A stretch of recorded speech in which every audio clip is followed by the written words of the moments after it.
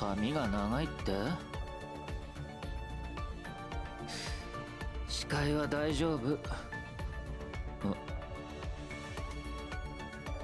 クマを隠すためじゃないよ。悪夢も消えた。だからこれは考え事のせいかな。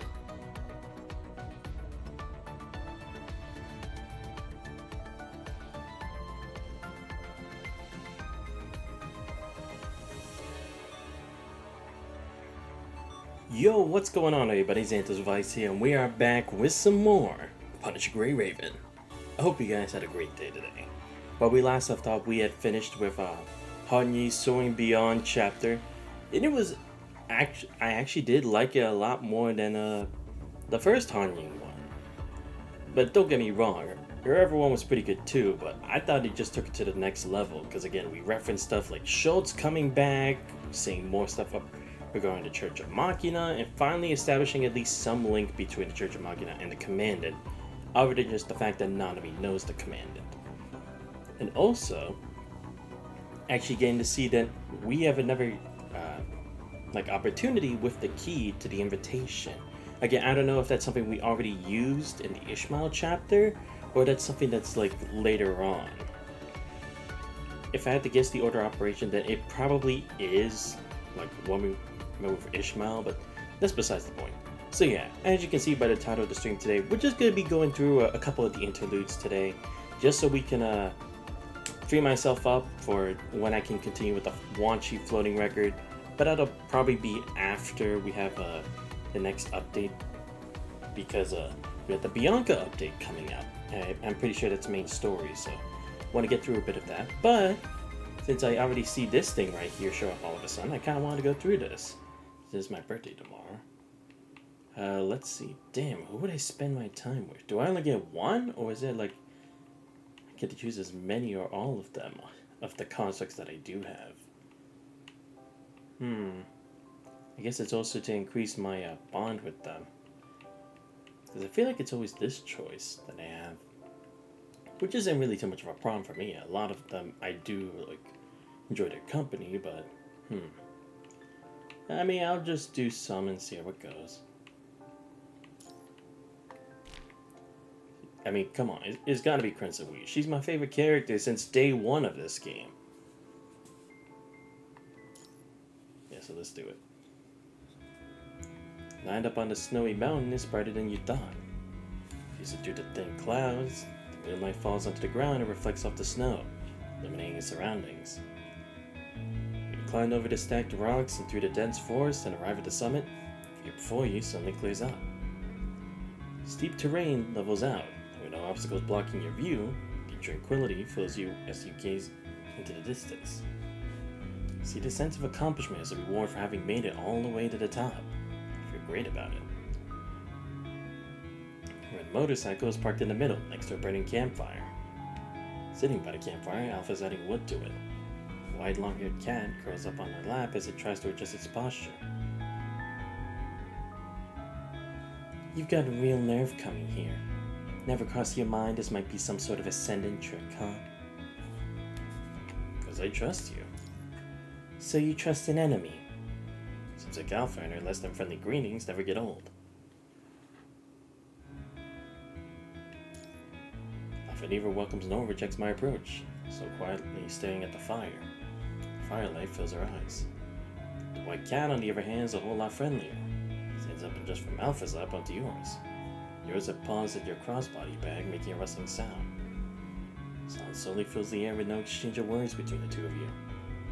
The howling wind, the crackling of burning wood, the cooing of unknown birds in the dense forest. Normally unnoticeable, these sounds are becoming unignorably clear now. Though not something you experience on a daily basis, the silence isn't detestable. The crackling of new wood thrown into the fire, Alpha finally looks up with her usual gaze and expression. Happy birthday.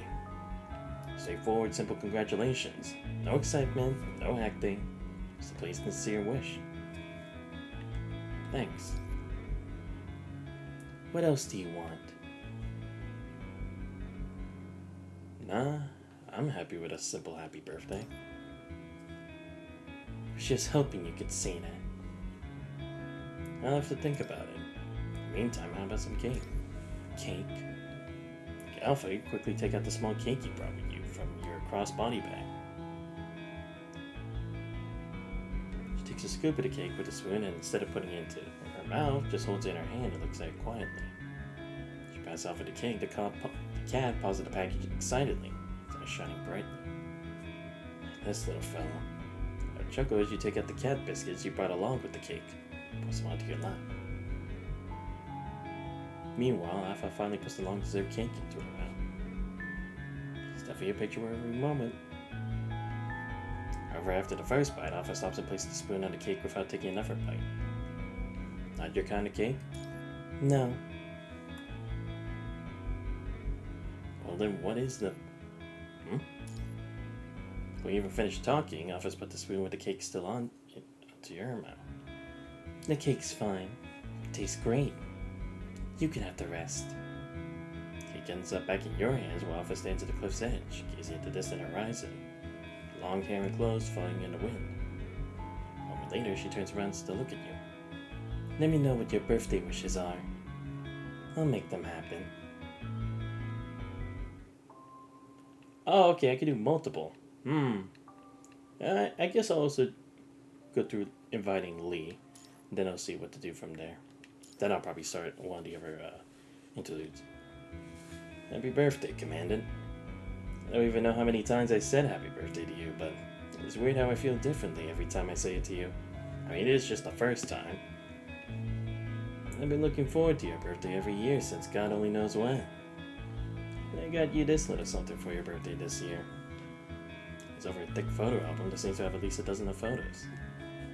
Thanks, but what's this? Well, they say a picture's worth 1,000 words.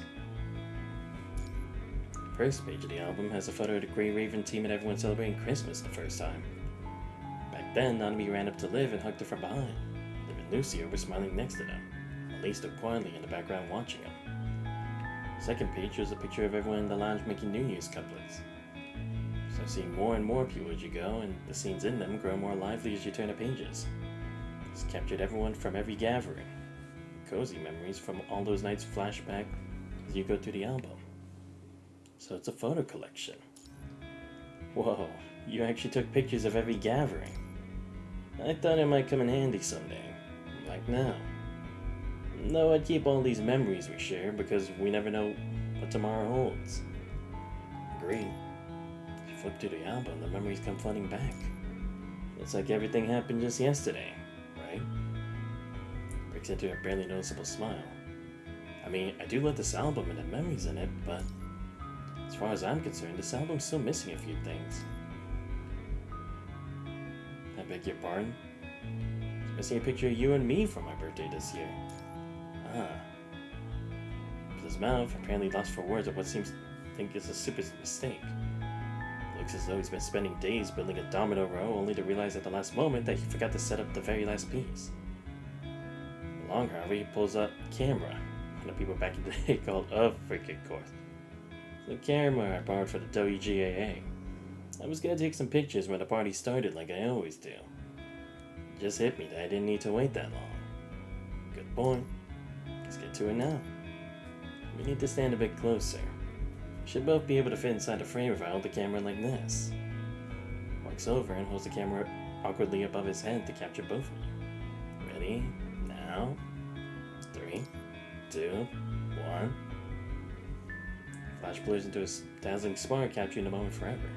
The picture slowly comes out at the bottom end of the camera with two figures gradually appearing on the white surface. Picture the two of you wearing a warm, lively smile. Guess you really like this one. Yep, sure do. Did a great job. You pull by the arm right when you're about to put the picture away. Turn around, I see that Lee's holding you by the arm. Not so fast. I mean, since you have a picture now, it's only fair. Shakes the camera to show you that I still got plenty of film in it. It's only fair for me to have one, too. Damn, Lee best, bro. Alright, now I think we can actually focus on what we're actually here for. What was this thing in the mail? Hey, thank you. Happy birthday, Command. This year, everyone's putting a lot of effort to get you a big surprise. cool. Okay. That's cool. Alright, moving on. Let's see. Should be on the side stuff here. There we go. How do I want to start? I kind of want to save the Wanchi one for last, because then at least it'll be the last thing I have on my mind, so it'll still be there. I'm trying to figure out whose I want to do. I know I should do it like in order, like before when I first did this, but I'm kind of like, whatever, I can just do whatever the fuck I want, you know? So I'm trying to look at my options first, and then I'll figure out which order I want to go in. Let's see. Okay. Oh, there is a Selena one. Yes, I actually want to go through that because I barely know anything about Selena. Okay, yeah, that's a lot. Oh, I have to do floating record to do pull out. And that's fine. Probably wasn't gonna do that for a while anyway. Let me see. Like I said, I'll save Wanchi's for last. We'll see how many we can get through today. I'm gonna try to save him at least for like hour and a half, possibly. Maybe 2 hours, but probably not likely. You know what, since I'm already here, let's go through Rosetta's. Because she's been an interesting character to me since like the good old days when I started this series. Hope we get a new frame of her someday. That'd be cool.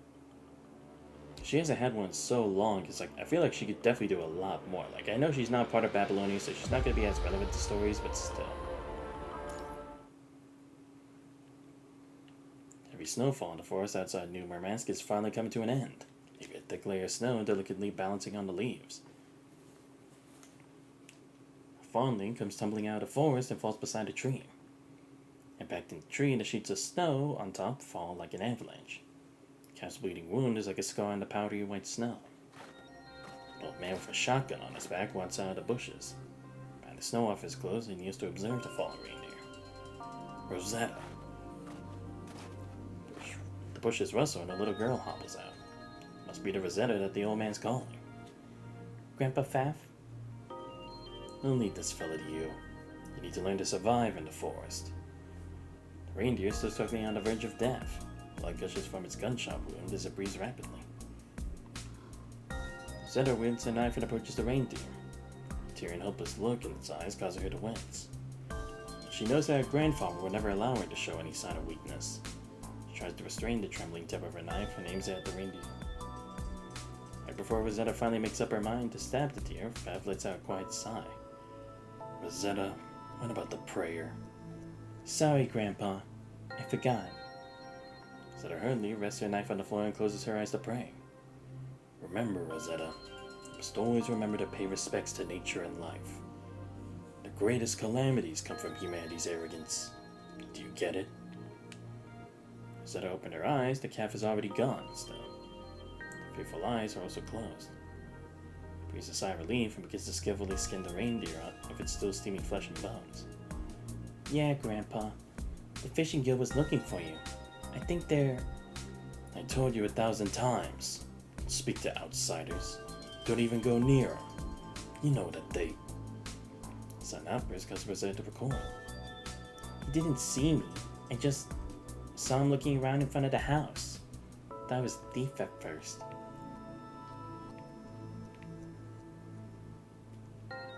Even if he's a thief, they aren't someone a kid like you should be messing around with.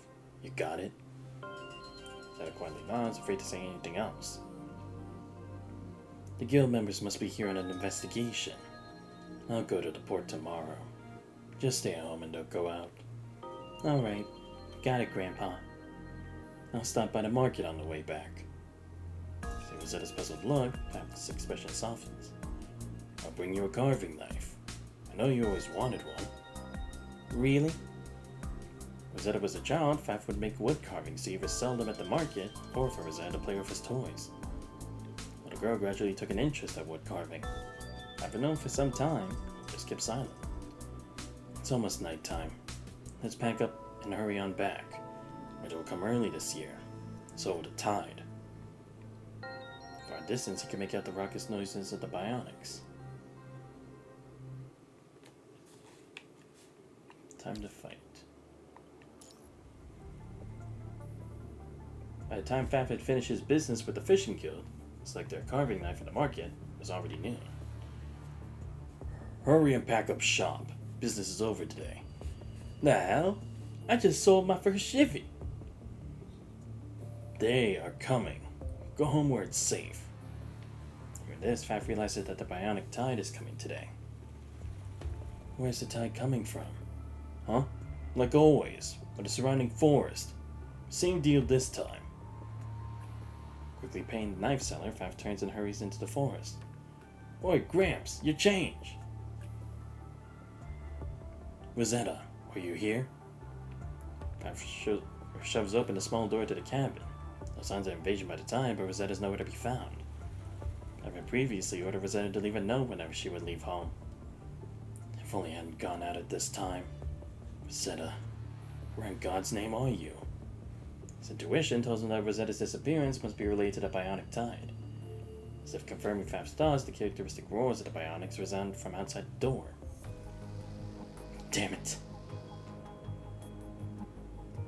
Faf rushes out the door with an alacrity that portrays his holding. Sorry, I've never seen that word before. And it's firing his shotgun at the bionics. The pellets punch a massive cavity in the chest of the bionic, collapses onto the snow. The tide, however, is more than just a singular bionic. More begin to surround Faf. A short whistle travels through the air and over a dozen spears plummet from the sky, behind the bionics that surrounded Faf. Clip-clops of hooves approach. A centaur-shaped concert leaps over the bushes and stands beside Faf. My name is Temia, a member of the Forest Guard. Are you injured, sir? Seeing a strange construct introduce herself as a Forest Guard, Faf furrows his brows and shifts. Thinking Faf silence for shock, Temia strides over to comfort him. Before reaching Faf, however, a bionic, not completely destroyed, suddenly hurls itself at her. Faf's shotgun punches a hole straight through the bionic's chest. Smoke dissipates from the barrel.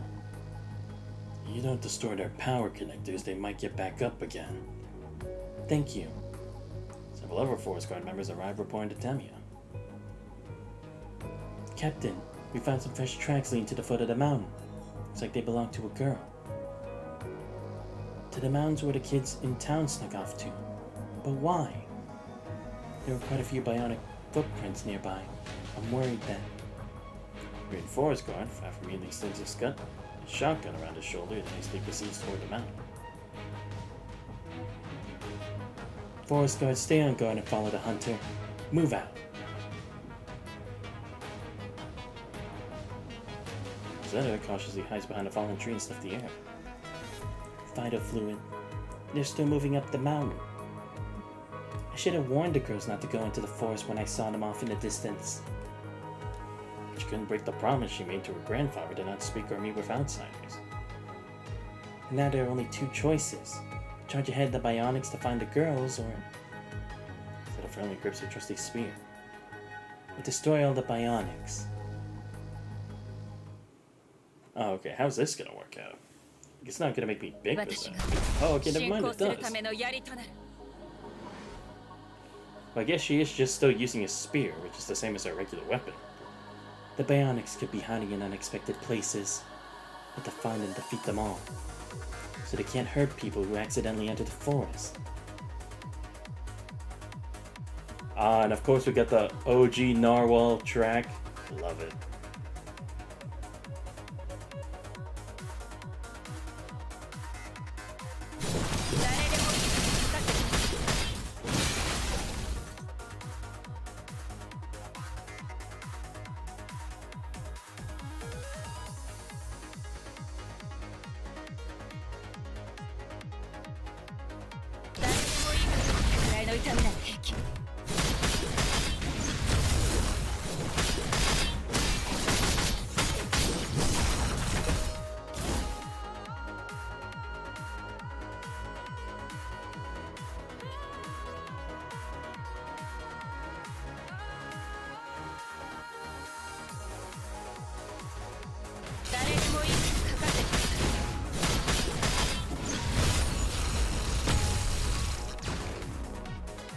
Finally, All the lurking bionics have been defeated. This area should be clear. Time to follow the footprints and keep moving. 私たちの必須。全ての障害を取り除く。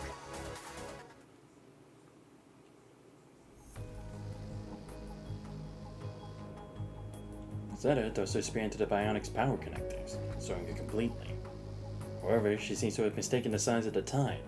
Almost endless horde of bionics are so charging out of the snowy forest. No. I have to tell those girls to get out of there now. Zeta shoves aside the bionic in the way and scurries off to the forest. As expected, the girls are having a snowball fight them out, completely unaware of the situation. Zeta runs over and shouts at the girls anxiously. No time to care about fast orders. The girl is grabbed by Rosetta, stares at her curiously. The other fellow girls also pauses staring at Rosetta in interest.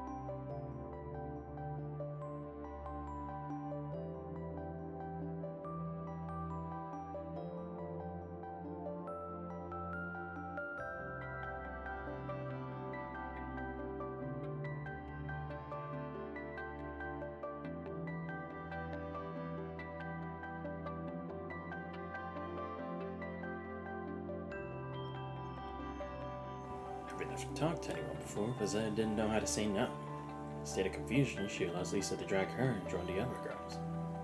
It's a completely new world to Rosetta. She never thought she'd be so happy just talking aimlessly with other girls or playing silly games.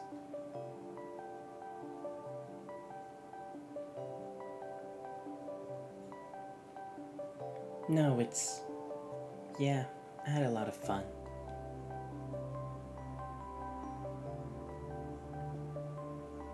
Zeta turns in surprise and sees Faf nearby looking at them. Grandpa! Sorry. I was worried that the bionics were going to attack the girls, so I had to warn them. I won't do it again. Zeta's surprised, Faf did not seem to be angry.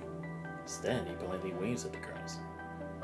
Zeta, don't forget to wave and say goodbye to your friends. You don't want to be rude, do you? Bye. Grandpa? Rosetta, has living in the forest been lonely?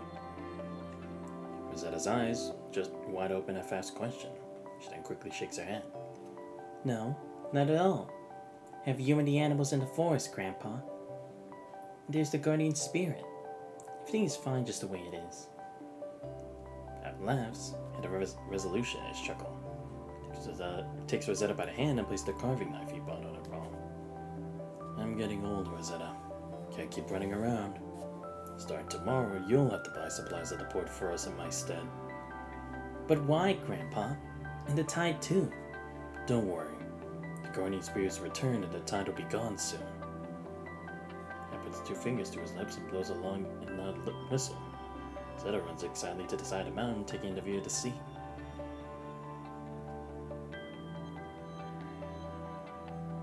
All of a sudden, a mechanical narwhal leaps out of the sea with a splash. The girls stop their snowball fight and cheer it on. Oh right, I forgot that was their guardian actually. Before it got turned on them by the Ascendants. In the shade of the forest, Temius silently watches over the girls and play. Could we have been like them, had it not been for that accursed experiment? The past is in the past. We are the forest guard. We're sinners with nothing but our duty. Captain, let's move out, forest guards. Must destroy the remaining bionics before nightfall.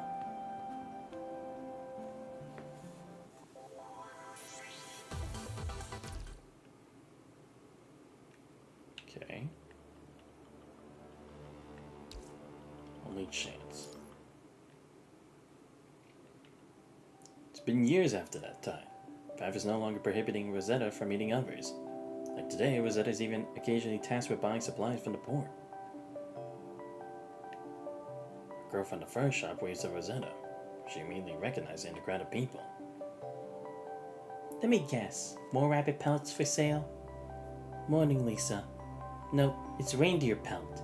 Yesterday, Grandpa shot. Still no seafaring? That mad narwhal still rolling and flailing about? Discordant noises travel over from the market entrance. Not yet. We don't take it out while it's in the harbor. It'll just come back again and again. Some fine job and forest guards are doing. Useless pricks. Are you guys talking about the mechanical narwhal? Whatever narwhal is there. Makes it that fatso all the port's wrecked. You want to destroy it just because of that? What do you mean just because of that? Port's down, no fishes. We all gonna be starving. Grandpa said the narwhal's the guardian spirit of humanity. It wouldn't just destroy the port for nothing. There must be a reason. To Rosetta's surprise, the fisherman around her burst out laughing. You're killing me, girl. Hear that? She thinks the narwhal's a guardian spirit. What are y'all laughing at? Everyone except you drifters know that we made that narwhal. You call it a guardian spirit? Ha! So what? If you made the guardian spirit, now you're destroying it out of inconvenience? You're like just selfish. What does a little brat like you know? Fisher can no longer control his temper and rushes over to grab Rosetta. However, Rosetta quickly catches his wrist and twists it behind his back. Little sardine. Damn it. Let go. I won't let you go unless you apologize to the guardian spirit and to us. Damn it. Poor manager could no longer take it. His punch just stopped mid-swing by the steel grip of an old but firm hand. She's my granddaughter. Just a child. Don't be so hard on her, big guy. Grandpa. The poor man just shakes off Fav. The sight of Fav, Rosetta lets go of the fisherman. You're that weird old man living in the forest. Bloody outsiders. Ruthless savages, the lot of you. Call the guards and have him jailed. Jailed! Fav shoots Rosetta behind the rowdy crowd. Saves the butt of his shotgun on the ground, letting out a loud thud. Listen up. The presence of a shotgun, coupled with Fav's fierce glare, instantly silences the commotion. I will hunt the narwhal alone tomorrow, but I run request. An old man with one foot in the grave thinks he can kill that whale? Quit joking around. Mocking laughter of the crowd resumes. Fav seems to pay no mind. Pushes his way to the crowd coming before the port manager. What makes you think you can kill the narwhal? Lowers his voice so that only the port manager could hear. At his words, the manager stifles and takes a solemn expression. Are you serious? It's too much for a joke. I stake my life on it. Your life means little to me, but... The manager shifts his gaze at Rosetta behind Fav. For this little girl, the old man would never lie. Alright, fine. I'll inform the captain. But remember, if you fail, you will bear all the consequences. I'm sure you know what that means for you and your granddaughter.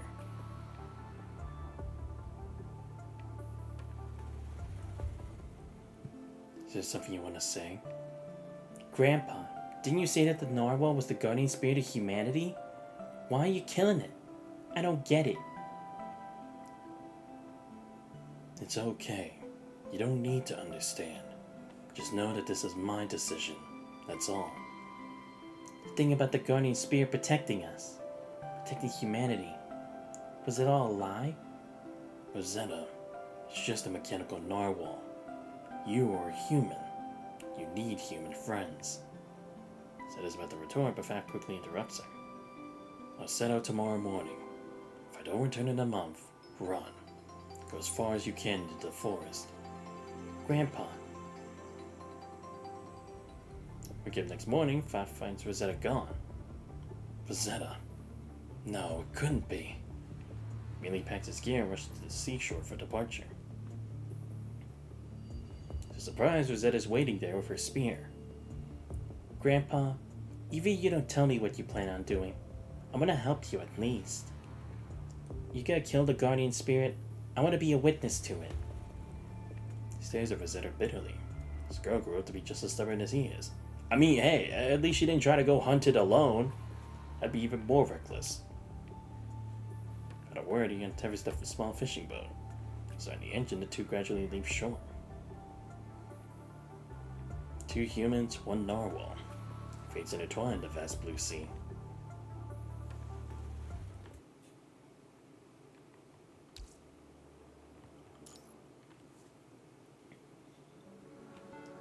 Day 21 since we left New Murmansk.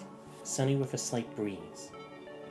Zeta watches the narwhal tow itself forward from the bow of the ship, so returns to writing on her logbook. We were lucky. When the guardian spirit tried to escape, we landed a harpoon on its back, so that it could not swim us. Wonder if Grandpa would yell at me if I still call it that. Zeta erases the word guardian spirit and replaces it with mechanical narwhal. Unfortunately, the engine of our ship is weak. We can't keep up with it. We're just being dragged along. I have no idea where we are. Not even a single clue. End of log today. Why didn't you wake me up, Rosetta? Grandpa, you're sick. You should go sleep in your cabin. Diana squints at the horizon and clouds in the direction of the narwhal. Rosetta, fetch me the binoculars. Oh, okay. But there's nothing over there. Rosetta, get ready. Time for the final fight. Surprised, Rosetta is about to ask Faf for an explanation. The sight from afar answers her instead. At the horizon, the faint outline of land takes shape. Is that where you were trying to go? What's going on in that electrical brain of yours? As they approach the coast, the narwhal begins to slow down. He is to be drawn close to a bay. Grandpa, this seems to be the Drake Passage. We're approaching the nearby bay. Wait till it slows down a little more. Then we can catch up and land a killing blow. Okay. Oh shit, I didn't realize I'm dropping frames already. God damn it. Sorry, I'm just fanning it on my PC a bit. Just give me a moment. I didn't even know I was dropping frames, but I just saw the signal was a bit weak. Long chase has finally come to an end. Rosetta, however, doesn't find any joy at the journey's end, since it would mean the death of the narwhal at their own hands. What are those glowing red lights in the sea? Rosetta, get back! A hand suddenly stretches off of the sea and almost catches Rosetta, leaning against the bulwark of the ship. A precise shot from Fab shoots it off. Corrupted. It's all corrupted in the sea. All of them. They're using the current to follow the narwhal. They must be trying to prevent ships in the port from going out to sea, so they won't be attacked by corrupted. That must be why it destroyed the port. Alright, yeah. Because before it's like, it wasn't necessarily leading them, but it's like, the narwhal was like a beacon for them. And now it's coming all the way over here. Must be for something important. Perhaps, as a bionic animal, it should have sensors that can detect ocean currents. Maybe it's thinking that can be used to trap the corrupted here. What a fool you are. We humans have been so cruel to you, but you're still trying to save us. If that's the case, then the narwhal hasn't gone mad. It destroyed the port to prevent people from sailing out to sea. It doesn't matter. Good to or not, I must hunt it. It's our best shot. The narwhal's glide slows down. Flips in agony, revealing a sheet of corrupted hanging from its body. But if the narwhal's gone, the corrupted will come after us next. You're right. If it sinks into the sea, that'll spell trouble for us. Fab fired at the corrupted hanging on the narwhal. Rosetta keenly searches for an opening in the corrupted swarm. Guardian Spirit! To the northeast! Swim to the northeast! Zeta shouts. The narwhal seems to have understood Rosetta's instruction and swims to the northeastern direction. Sometime later, the two of them and the narwhal finally broke through the corrupted infested bay after suffering considerable injuries. Fab stands slowly, seconds toward the narwhal resting next to the fishing boat and raises the high voltage harpoon in his hand. Narwhal whimpers in a low hum. His luminous eyes twinkle. You've done nothing wrong, but I must kill you to end the past, to end all sins. So, Before he could bring the harpoon down, Faf suddenly coughs involuntarily and falls into the narwhal. Comes up blood, one cough after another. Grandpa? Grandpa!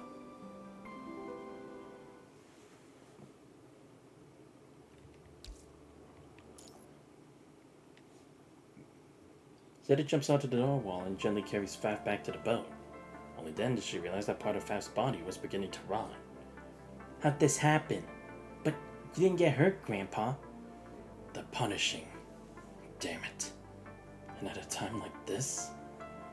Zeta's heard of the punishing virus from Faf not long after setting out to sea. The terrible virus that had ravaged the world at the height of the Golden Age. The horrific virus that spread everywhere except high altitude areas like the Arctic. Only special serum can mitigate the effects of the virus. So Grandpa, the thing you said I had to inject every day, that's the serum? Zeta searches Faf for a shot of serum in a panic, but Faf gently grabs her hand and shakes his head. Don't bother looking. I've run out of mine for quite some time now. Zeta checks the boat. There's only enough serum left for one person to make the voyage back. Why? Why didn't we go back when you knew it's not going to be enough? I have to kill the narwhal, no matter what, even if it kills me. But why? I don't understand. Because Grandpa has sinned, far more than the forest guards. So there's no need to feel any regret. But Grandpa, you never done anything bad. How could you be a sinner? They must have made a mistake. Zeta, listen to me. Killing the narwhal is our only chance to be allowed into the ARU. If that's the case, then I don't want to join them. Weren't we doing okay just living in the forest? For me it is, but not for you. I can't allow you to be stuck there your whole life. You need friends. You need a future. Zeta becomes quiet. She has friends in the port. She can live a life like an ordinary girl. Ash shows a high voltage harpoon of Zeta's hand. Puts out the narwhal's eyes and nods.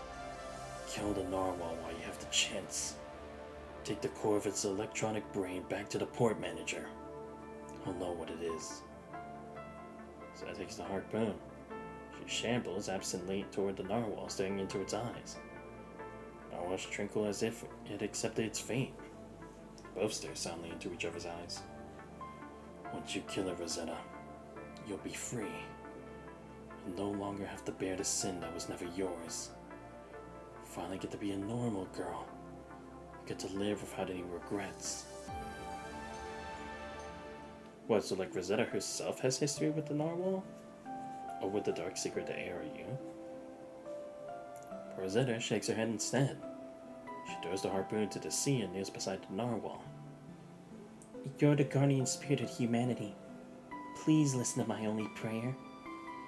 Young maiden could no longer hold back her tears. Please, save my grandpa. Please, I beg of you. Only with the speed of the narwhal can the two of them make it back to New Mermaids with the serum they have left. Rosetta, give up. It's not a guardian spirit at all. It won't respond to you. We created it. It's just a cold and heartless machine. It's an irrevocable proof of our sin in a foolish age. But it chose to protect humanity rather than fight. It's our friend, not a cold-hearted weapon. As the narwhal flicker. Its out bellowing roar, turning visibly, it makes a hard turn and begins dragging their boat to the north. Impossible. The narwhal's mind awakened? Because of Rosetta? We can't keep calling it the guardian spirit or just a narwhal. It should have its own name. To become friends, we must know each other's names. Right, Derek? Ah, so that's where it got its name from. Narwhal lets out a series of groans as if dissatisfied with his silly name, taking out a range from Drake Passage. Grandpa, no matter what happened in your past, the three of us have to get back alive. It shouldn't end here. Rosetta, you've really grown up. Turns out I was the only one trapped in the sins of the past. With that, the journey between the two of them and Derek, the narwhal, begins anew. This time, not to a peerless end, toward their last hope. The last forest guard.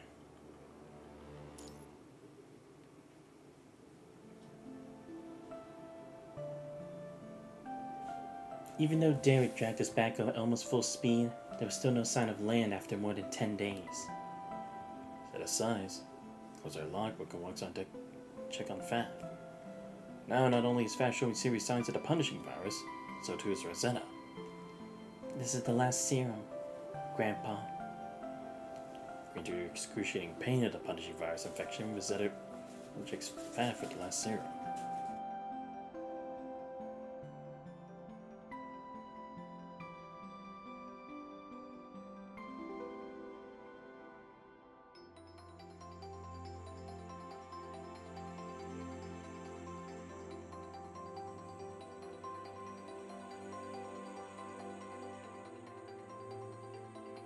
Derek, what's wrong?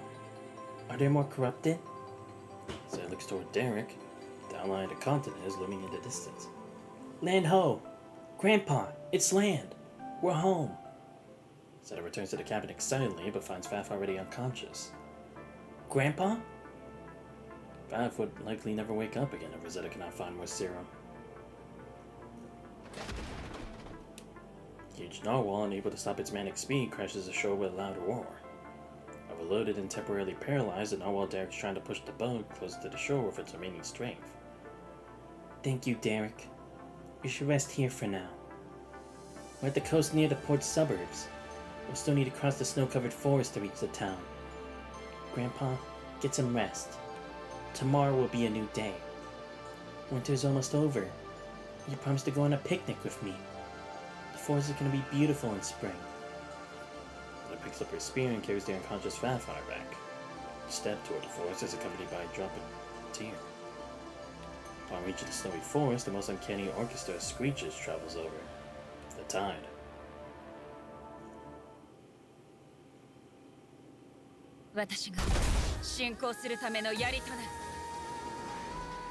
I won't let you die, Grandpa. We'll go home together. I can barely move, but I can't stop here.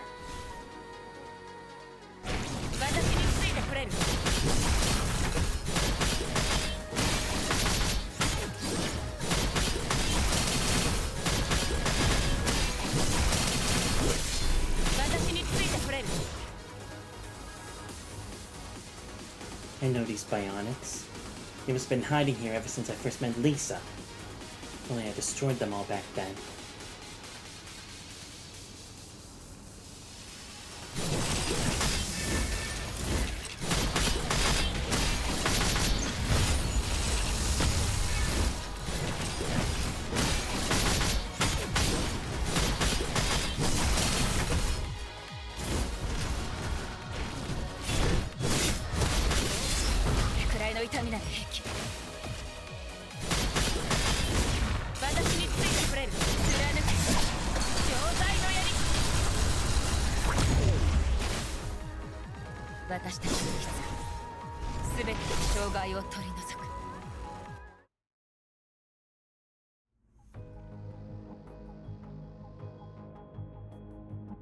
Suffering from the punishing virus while carrying Faf on her back, Rosetta can no longer summon up the strength to continue onward. Falls to one knee. Ionic sees the opportunity to jump out of the surrounding forces to deliver the final blow to Rosetta. This time, a tall figure jumps out of the forest and stops on the Bionic leaping toward Rosetta. Are you okay? Forest guard. The Bionic struggles to get up, but the spear pieces its power connections. Loses function instantly. Oh. You're the old hunter and his granddaughter from before. Thank goodness. Please, take my grandpa to the port. He's in urgent need of care. Seeing the hope in Rosetta's eyes, Tamia finds herself drawn to help her. She readily looks away. I'm sorry. The forest guards are not permitted near the port. This is as far as we're allowed to operate. The unrelenting nightmare that passes each way at the Arctic finds itself around not only Rosetta and Fab, but also the forest guards. Everyone here. Oh, right, yeah, because that was the main thing. Rosetta appears at Temia with disappointment. Grits her teeth and shovels Faf on her back again. I see. Looking at the girl's eyes, tears at Temia's heart more than ever. Even harder than the day she lost everything and became a forest guard. She doesn't catch up to Rosetta. She has too much to bear. Not just the sense of the past, but also the future of the Forest Guard. Zeta returns to the port, to look in horror at the sight of the wounded and bloody girl. Someone help save my grandpa. Rosetta, is that you, Rosetta? Lisa, hurry. Where's the hospital? My grandpa, he needs serum. Help me find serum. Lisa furrows her eyebrows in silence and hugs Rosetta. After some time, she finally opens her mouth to speak. Your grandpa, he's already dead. The words remain unsaid. Rosetta refuses to let go of Faf's body. As long as she held on to Faf, he would never truly leave her. No, that can't be. Grandpa, he... Not even bionics the size of a bear could stop him. How could he... Rosetta chokes up, weeping silently. Rosetta, you're back! The poor manager pushes aside the crowd as he rushes to Rosetta. As he goes Lisa to step aside and whispers to Rosetta. What about the narwhal? Where's the thing that Faf promised? Rosetta shakes her head and slowly lays down Faf's body. Tears streaming down her cheeks, she wipes his face covered in blood and bottle fluid from the bionics. Faf kicked it, huh? No matter. Never had any faith in them to begin with. Stopping the tide forever is nothing but a fantasy. At that moment, the sound of an incoming connection request beeps from the port manager. Hey manager, what's the matter? We found a narwhal. It's beached near the forest like it's trashed or something. What? Faf still hasn't killed the narwhal yet? Well, this works too. We can still dismantle the narwhal.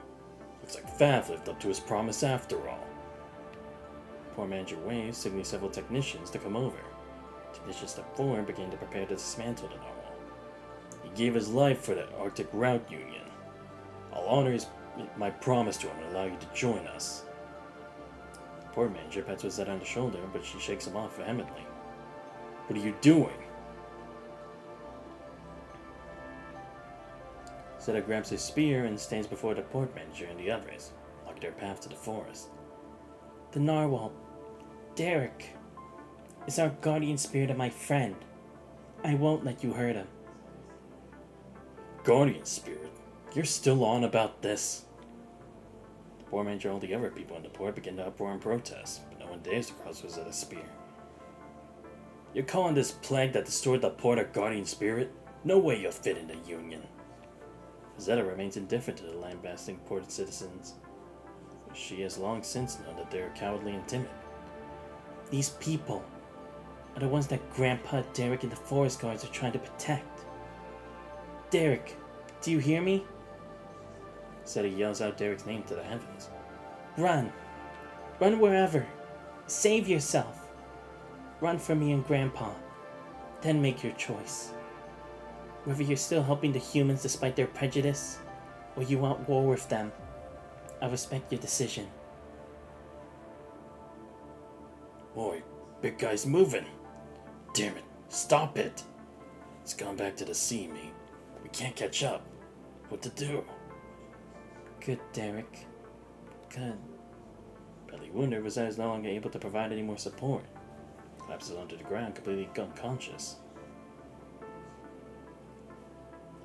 She's the reason the narwhal escaped. A sinner like her. No, I have a better idea. We'll turn her into a construct and force her to join the forest guards. What do you say? No, you can't. Rosetta, she... Quiet, Lisa. The forest guards are running short-handed now. It's about time we try some newer technology. Should be the perfect lab rat.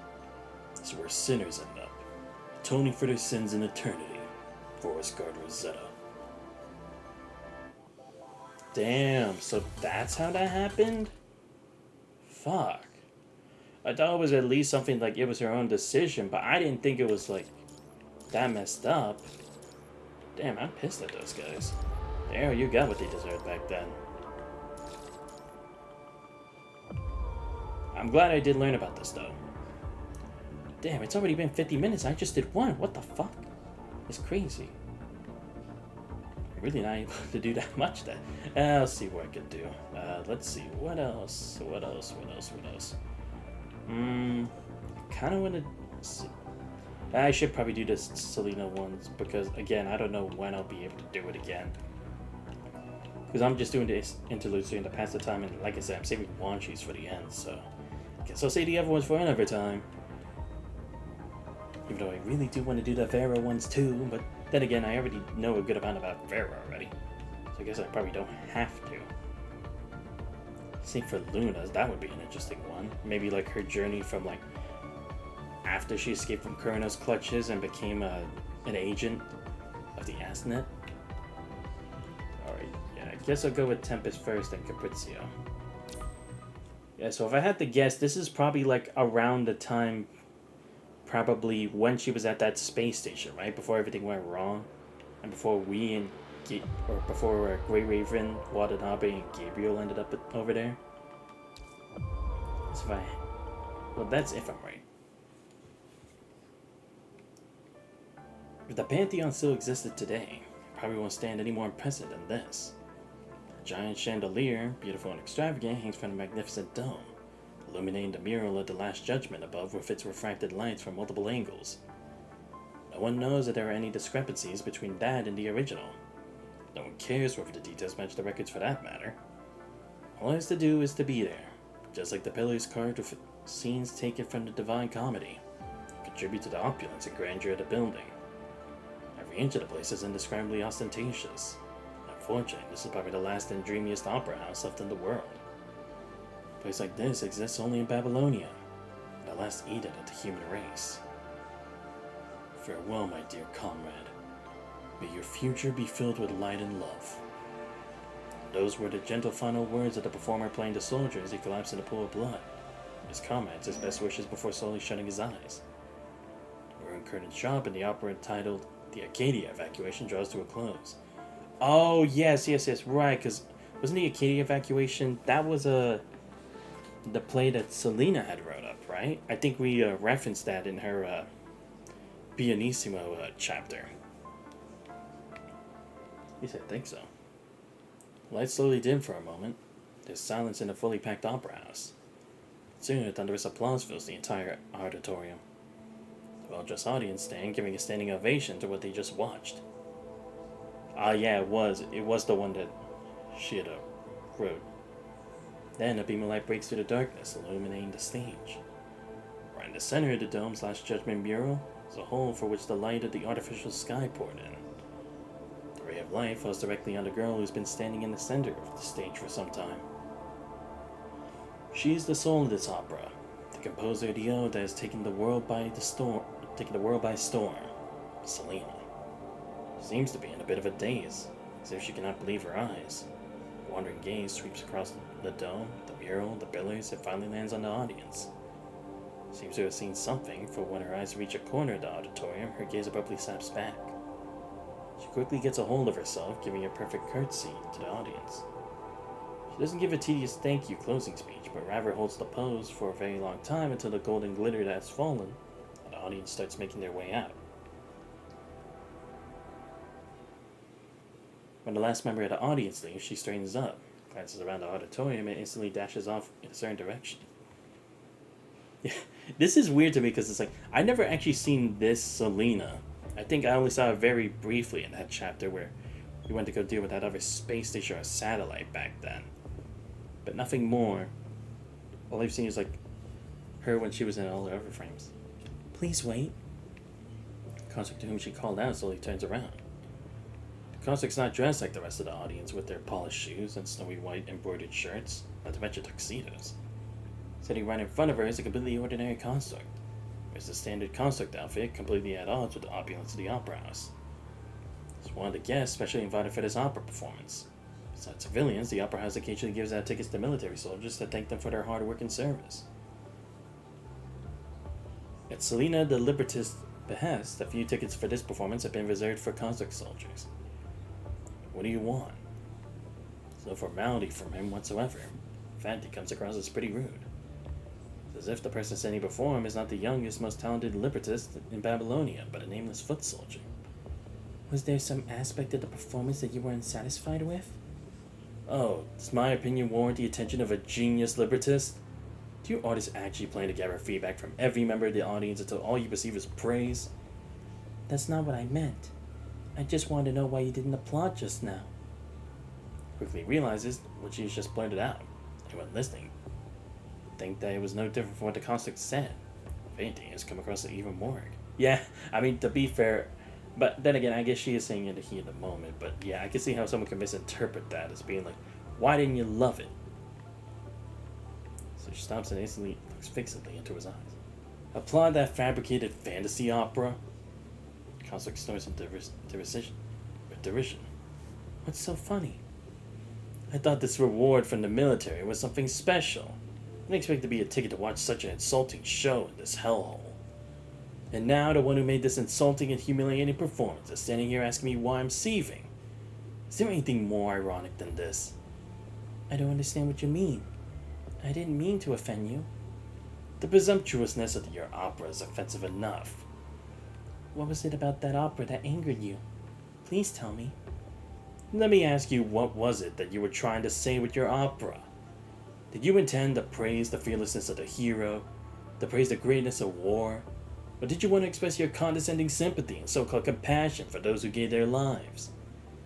Condescending sympathy and compassion? No. Don't even try to deny it. The true intentions of the creator can always be seen in their work. You should know this better than me, a mere fighter. I wasn't sure. That's why I'm here. I was hoping to get your opinion. I know you had first-hand experience at the retreat. I just wanted to get your approval. You ask why you wouldn't applaud? Why don't you go back and look at the stage you built? You wanted to create a scene of post-war ruins on that magnificent opera stage. So you carved bullet holes in the plaster and chiseled out cracks. You see that you spared no effort in setting it all up and making it perfect. Yes, it's perfect. So beautiful indeed, you remade a ruined pantheon, but not the ruins of the battlefield. You didn't know what the ruins should have borne scorch marks, and be adorned with mottled blood and broken limbs scattered about. Your ruins are respectable and clean, just like your pitiful imagination, that's all. It bears no resemblance to war. Do you really think that when you're out on the front lines, the world is still orderly as it is in Babylonia? It'd be utterly impossible for that grand funeral service you had in your show to actually happen on the front lines. And a eulogy with accompanying funeral music? Pfft, we don't even have time to attend to the cries of the living. So how on earth would we have the time to comfort the dead? If it were just these superficial things, I wouldn't be losing my temper like this. What were you trying to convey with that final scene? Selena suddenly takes a step back. While she did write every line of the opera herself and the show just ended, for some reason she struggles to recall what happened in that scene. It's all been a blur to her. She only vaguely remembers that she had the dying soldiers on Earth wishing the soldiers who left Earth well. A death without regrets, sacrifice without bitterness, for prayer for the future. It's the most dignified and perfect curtain call she could think of. Farewell, my dear comrade. May your future be filled with light and love. Yeah, I have to be honest there, Selena. I love you, girl, but yeah, that wouldn't happen. Unfortunately. Like, look, I can't say that either, like, that I really know what war is like, but that sounds a bit too optimistic. A war zone, you don't even get a moment to rest from my understanding of it.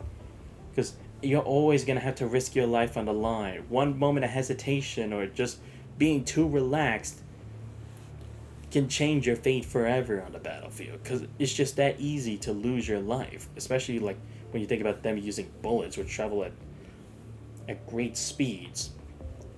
Or weapons that can destroy wide areas like missiles. So it's like, could they really be thinking of that kind of stuff when the most important thing they can be thinking of is survival? I will say that is a bit presumptuous, unfortunately. Like I said, I know she's trying to make it seem like the people who sacrifice their lives are heroes. I get that, and I appreciate it. I do. But again, at the same time, it's like, it just seems like too nice of a story. And I think, like he said, it's true. Possibly what you can make on stage wouldn't have the same effect as it actually is from a first-person experience. Like, if she had at least collabed with soldiers who had actually been on those lines and actually understood what they saw and stuff, maybe it would have at least gotten a bit more of a pass. But here it just seems a bit more of like a glorified effort. Again, not trying to disrespect Selena. She always does good work and she always tries her hardest, which is appreciated. But in this sense, where war happens every day, people lose their lives every day, it's like, it just seems a bit too unrealistic compared to it. So it's like, I don't think they would appreciate seeing something like that when it's like, it's not plausible in their field. From everything I've seen in the setting of Punishing Grey Raven, unfortunately, you don't get those kinds of goodbyes or even the time to do that. That is true. In some cases you're lucky, but most of the time you don't, especially just for a regular soldier. If it's like the elite soldiers like Grey Raven or Strikehawk or Cerberus, maybe you can. Or even big organizations like Agdalek, the ARU, Kowloon, sure. But if we're talking like just the everyday person taking part in this like grand crisis, it isn't believable, unfortunately. This is the most ridiculous opera I've seen. Those who were forced to be abandoned and had no choice but to accept their deaths, wishing a group of cowards fleeing their homeland well? What the hell is this joke? Is there anything more insulting than this? Yeah, I mean, he is being rude about it, but again, I just... the reasoning behind it is valid. Again, I won't say I understand it, but just taking it from a logical standpoint, I can kind of see what he's trying to convey. Only those like you who are born in Babylonia and live such pampered lives would be able to come up with such a ridiculous comedy. Listen up. What you're putting is nothing but a comedy that shouldn't even have been performed at all. Your entire story is nothing but a fantasy. Unlike you, I've lived through that era. I had to forsake my flesh, my humanity, and my dignity for a future to be allowed into Eden. I became a construct, but whenever I close my eyes, all that appears in my mind is the wailing cries of those who died. My family died on Earth. I wasn't able to hold their hands as they died. In their last moments, all they held in their eyes was only hatred, not your so-called blessing. Those who were abandoned had only hatred for those who fled had only remorse. This Eden arose from enmity and countless corpses. People died just like animals in that war, meaninglessly. Without a religion, without glory, and most definitely without forgiveness and blessing. There's just hatred and anger that knows no bounds. Damn! Why do we have to face all of that? Why did it have to be us who were there? Why did we get to a point when we were forced to destroy everything? Only when life becomes nothing more than just statistics will you understand the horrors of war. When humans can no longer continue being humans, only then will you understand the helplessness war brings. Yeah, because from what you read in history, and even from logs and journals of the past, survival isn't always the cleanest process. There are some who are willing to throw away morals and take risks just to survive one extra day. And it won't be pretty all the time. We abandoned the people we were supposed to protect, then turn around and seek a respite from our suffering through shows like this, all to satisfy our need of pseudo-empathy and egoism. You, a person who's never seen hell, who's never been on the brink of death, sing praises of war and peace in a place like this? And you dare ask me why I didn't applaud? I've never seen a eulogizing opera more arrogant than yours. Forgive me for taking my leave, for it's taken every ounce of willpower to speak to you with such dignity and courtesy, and I have none left. The second thought, the soldier turns to depart, leaving Selena standing alone in an empty square.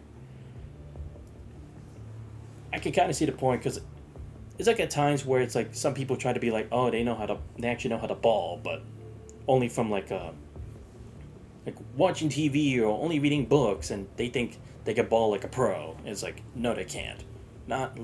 Then when they try to actually hop onto a real court, it's like, nah, they don't actually understand what it really means to be on the court. The anxiety, the pressure, the intensity, the drive, the passion. It can be said in all other fields too, like science and art. Just seeing it from a platitudes or just from a basic perspective, like just reading and only observing examples, that doesn't really tell you of like the actual efforts and experiences in the everyday lives of people who actively engage in those activities. there she stands for the longest time, her countenance never showing the slightest hint of being offended, despite the insults. She keeps her head tilted upward, her eyes closed, and finally lets out a deep sigh. Celine is not sure how she managed to get home. Her parents are preparing to celebrate the success of their daughter's first opera. Her family is celebrating joyously, but she, having locked herself in her room, has never felt more alone. In the stillness of her room, her heartbeat is the only thing she can hear. Soldier's words are on constant replay in her mind and a weight upon her heart. It feels as if her heart is about to leap out of her chest. She wants to pour her heart out to someone, and she knows that no matter how battered and messed up she felt, her best friend Isla will willingly lend a listening ear. But she also knows without a doubt that this is her pain to bear. She's the only one who can deal with it. Arrogant. Arrogant. She repeats the words to herself over and over, turning over in her mouth as if attempting to chew it into bits and swallow it. Saya closes her eyes. Why did she space out for so long then? Even to the point of forgetting to close with a thank you speech. Now she remembers. It's not because she was nervous, but because she was ashamed. The accusatory light pours to the dome above, showering the guilty with its brilliance, leaving them nowhere to hide. She knew she was guilty the moment she saw the Last Judgment mural on the dome. That arrogance was rooted in every fiber of her being. She finally knows why she couldn't recall her state of mind when writing those librettos. Because there was none. There was no state of mind to speak of, nor was there any deep contemplation whatsoever. It was her first time coming up with her own libretto without referencing existing librettos. So her decision to select an unfamiliar era as a subject, which she then used as a canvas to arrogantly depict her fantasy of humanity's glory. Even in the early stages of her writing, she already had the faint sense that something was wrong. That was why she stood anxiously on stage when receiving the applause, because she was not deserving of it. When her gaze fell upon the motionless imposing construct soldier who continued sitting, coldly surveying the people applauding around him, anxiety finally grew into an uncomfortable wave of shame that ran down her spine. So ashamed that she didn't dare look up for a long time. I see. Because that's the other thing too. From everything we've heard on details of the Acadia evacuation, back from Watanabe's chapter to seeing the perspective from Lilith and Lady Manzano, the Acadia evacuation was not that smooth. Nor was it that heroic of an event. There were a lot of people who had to get pushed aside and put at the bottom of the list and rejected, no, you can't come to Eden. Because unfortunately, that was the truth. Most of it had been like picking the people that they think deserve to be there, or who made their way onto the list. She always loved the opera music from a young age. At the beginning, she had to use raws to perform the opera she wrote and directed in small exhibitions. Never imagined then that her operas could one day be performed on a real stage by real performers. Dreams coming true should have been a joyous occasion. She stands on stage receiving the praise heaped on her. All there is in her heart is but an endless empty void. Why were they crying? Why were they cheering? What was it about this hollow opera that moved them? She couldn't understand it all. She didn't put anything into it. What else was she thinking of? Yes. That it was truly unimaginable. It was unimaginable that beyond those walls of the most advanced floating city the world has ever seen, within those walls was an extravagant, excessively old world opera house. It fulfilled the fantasies humanity of this era of classical elegance. It was as if they could gain a small peek into the magnificence of history and soak up what is left of that era just by being in the opera house. There's always a polarity to extremities. The more humanity and technology advance, the more people look to the old world for symbols of nobility. That which is scarce is always more precious. This law always holds true. It's precisely because resources are scarce that the beauty created from the accumulation of such limited resources could be so resplendent, so dazzling. She used to yearn with all her heart to be there. Everything beautiful gave her indescribable heart palpitations then. When her eyes landed on the columns with the Divine Comedy sculpture relief, she finally understood where the heart palpitations were coming from. She heard the low growl of the beast masked by the sound of loud cheering. It was a wolf, a lion, a cheetah. They were the beasts within. It was from that moment that she vaguely started to see the truth behind the glitz and glamour. The final curtsy was not one of gratitude, but rather one of prayer. No, it was not a prayer. To be precise, it was not just a prayer. It had nothing to do with religious etiquette. However, it was simply the final farewell by the most devout believer to the belief she held dearest. And in the next moment, she dashed out of the opera house, after that soldier. Because now that she knew her sin, she recognized that it was he who would bestow the final judgment upon her.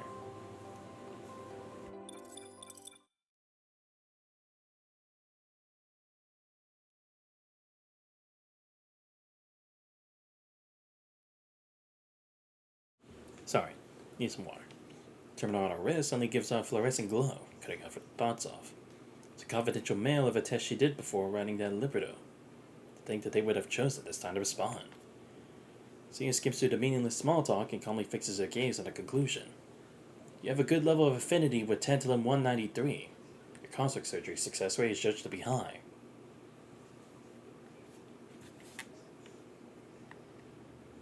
Divine comedy. It's been a while since she'd become a construct, but her days has not been quite as chaotic and dramatic as she had imagined.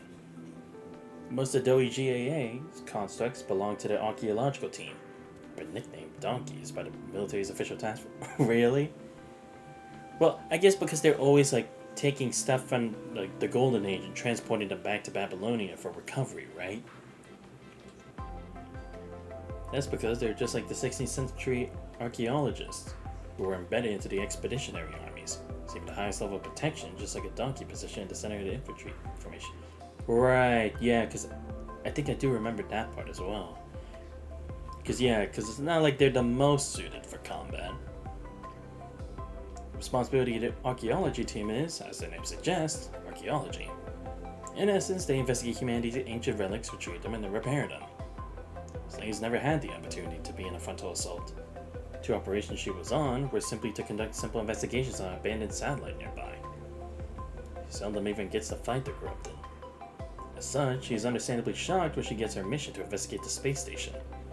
Ah, okay, yeah. So this will be then, right? The space station's trajectory will bring it back into our orbit. The task force would like the archaeological team to take part in this mission. Attempt to recycle as much space station data as possible during the battle. Selena, you'll go as well. Me? Are you sure? Are you not willing? Of course I am. I'm just a bit surprised. I thought I wasn't experienced enough to take part in such a large-scale operation. No, you're experienced enough. Your missions have all been perfectly carried out so far.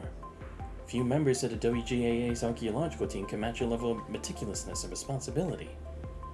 Besides, I know that you've always wanted to be on the front lines with the task force constructs.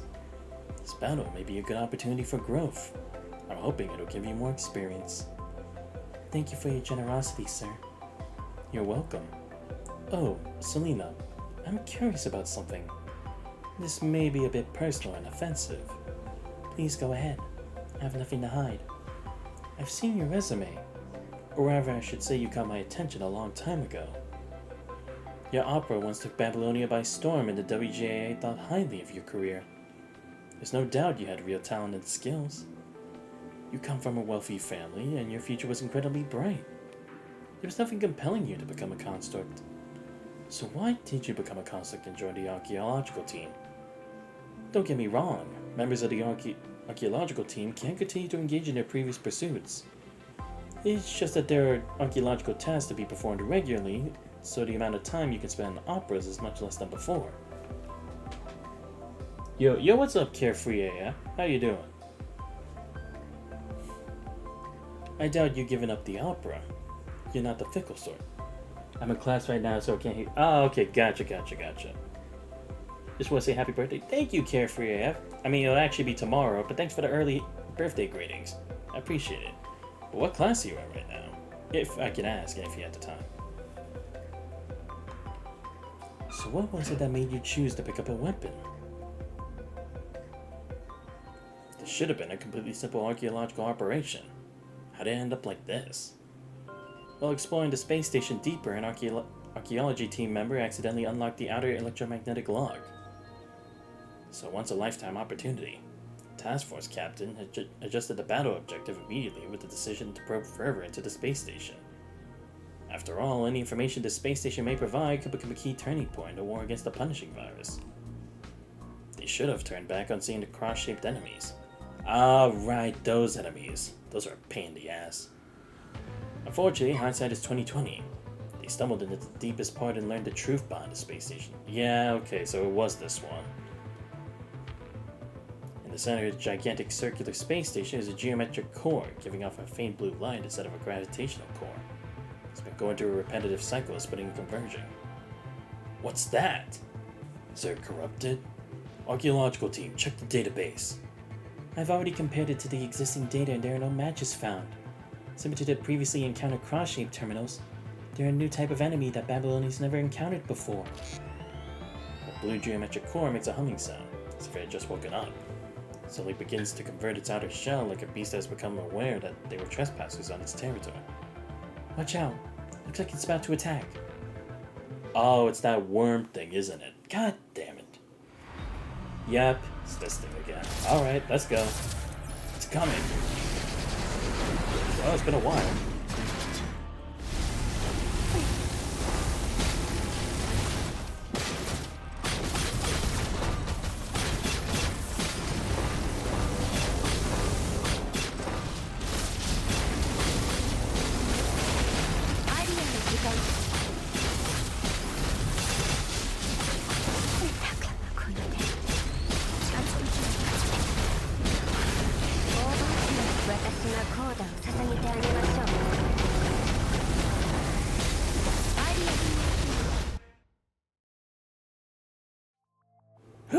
Damn, I actually was able to beat it.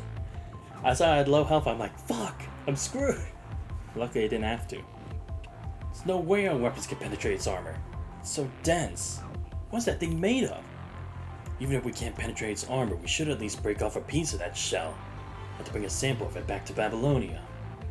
The task force construct suddenly gives a huge roar and dashes toward the deadly being with his weapon held high. Keep us so surprised when a dazzling light bursts forth from the geometric core, instantly engulfing the construct. However, his final attack also lands heavily on the geometric core's thick shell. Soldier's all-out stone-shattering attack manages to break off a corner of the geometric core. The clear blue shard suddenly lands on a circular platform. Damn it all to hell! A purple shadow flashes past him. Selena picks up the shard, and just before the next attack hits, she jumps up and flips to higher ground, dodging the deadly laser. I got it. Good work. Retreat. How many casualties do we have? It's not looking good. Everyone's been injured and there are 5 members who have... That's enough, I get it. Task Force members, listen up. Your priority is to protect our archaeology team members as they retreat. Hold on. My radar is detecting activity signals from a huge number of enemies. Cap, I'm detecting it too. There are about... Selena calmly helps him finish the terrifying number. Over 300. But the signals are all clustered together, so it's not necessarily accurate. Damn it. Are we stirring the hornet's nest?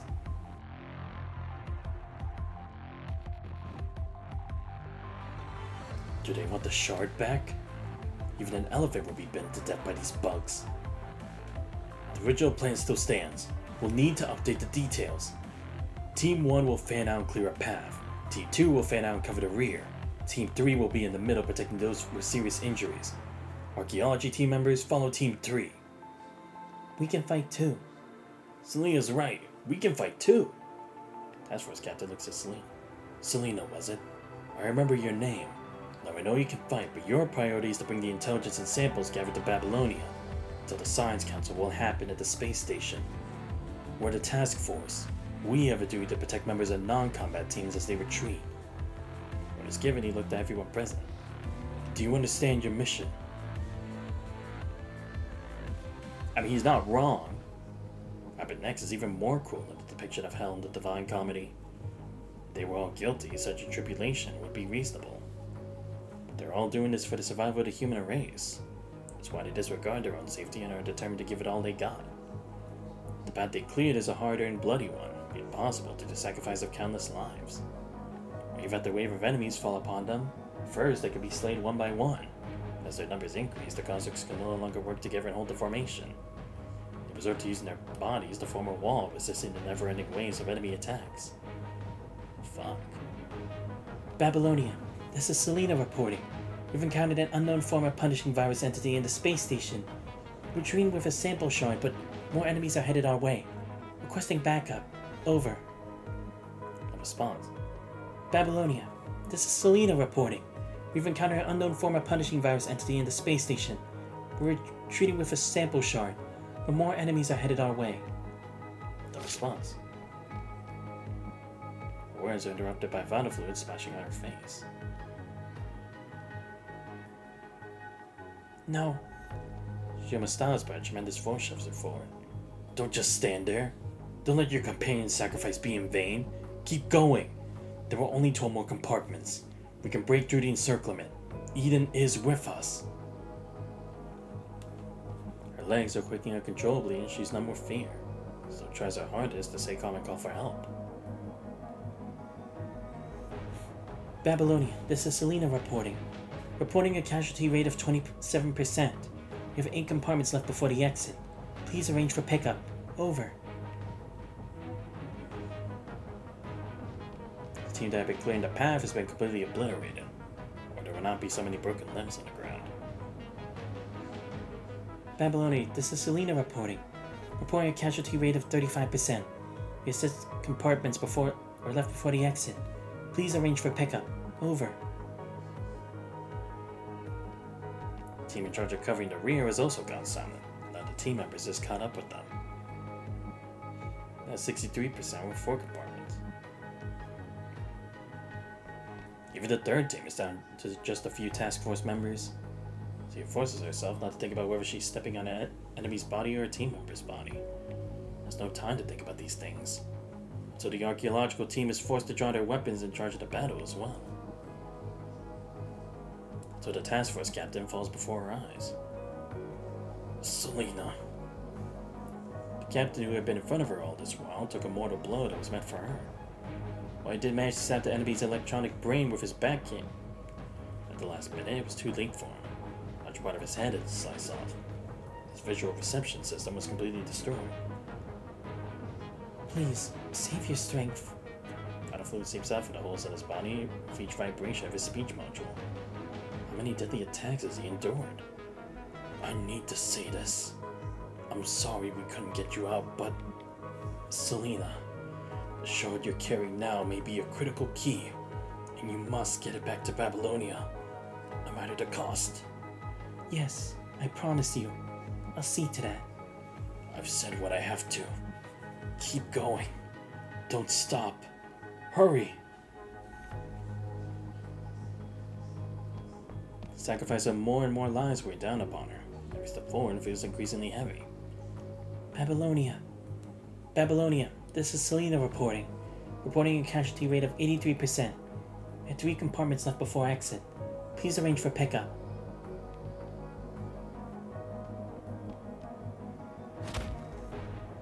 The last archaeology team member falls before her.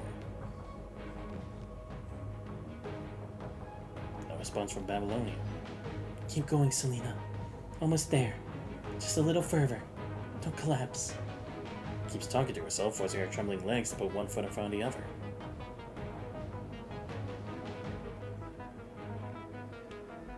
One compartment left. Strikes with her weapon, knocking back a cross-shaped enemy. After her injury, she finally stands before the last door. Please. Please arrange for pickup. I beg you. Her comms, which has lost contact all this while, finally connects. Before she could speak, the final decision was handed down. This is Babylonia's interim relay satellite. The following message was left by Babylonia 15 minutes ago. The battle was estimated to have been completed 30 minutes ago. Unfortunately, as Babylonia has been unable to contact your unit, our calculations show the likelihood of your unit's survival is close to 0. Babylonia's anti-air resources have been stretched thin. We are unable to continue this battle of attrition with the space station. Due to strategic resource allocation considerations, we'll be unable to allocate backup for troops with no likelihood of survival. Babylonia adjusted its orbital altitude 15 minutes ago to avoid contact with the space station. If any survivors read this message, note this. Eden thanks you for your efforts. You've been brave warriors, and humanity will always remember your glory. And the message. For moments, it was completely silent. Then,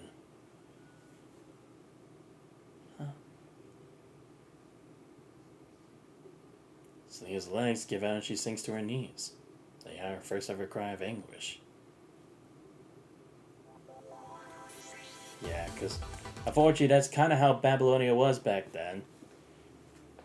It's getting better. It's not perfect, but that was the state of it. If they didn't feel like you had the chance of surviving, you were practically as good as dead.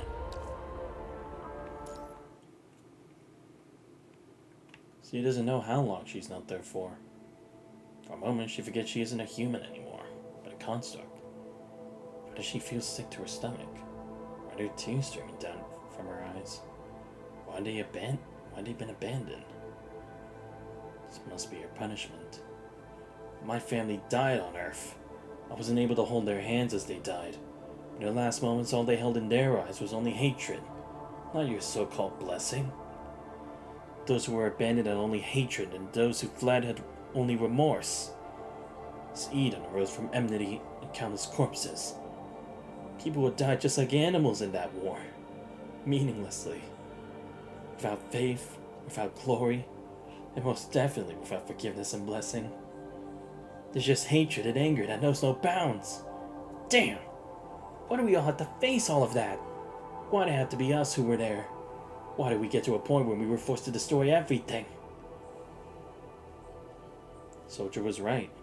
The only thing she feels at this moment is rage and hatred. Why had they been abandoned? They've been fighting for humanity all this while. So why had they been abandoned? She now knows what a hideous thing rage is. Only when life becomes nothing more than just statistics will you understand the horrors of war. When humans can no longer continue being humans, only then will you understand the helplessness war brings. She understands. She finally understands it all now. Only at this moment, when she's on the receiving end of it all, does she understand the anguish that lay beneath the soldier's accusatory words. The words of Alan, the WGAA leader, rings in her ears. Your opera once took Babylonia by storm, and the WGAA thought highly of your career. There was no doubt you had real talent and skills. You come from a wealthy background, and your career is supposed to be as bright as a diamond. There's no compelling reason for you to be a construct. So why did you become a construct and join the archaeological team? She didn't know how to respond to Ellen then. The answer is as clear as day now. It's because of her arrogance. That arrogance is rooted in every fiber of her being.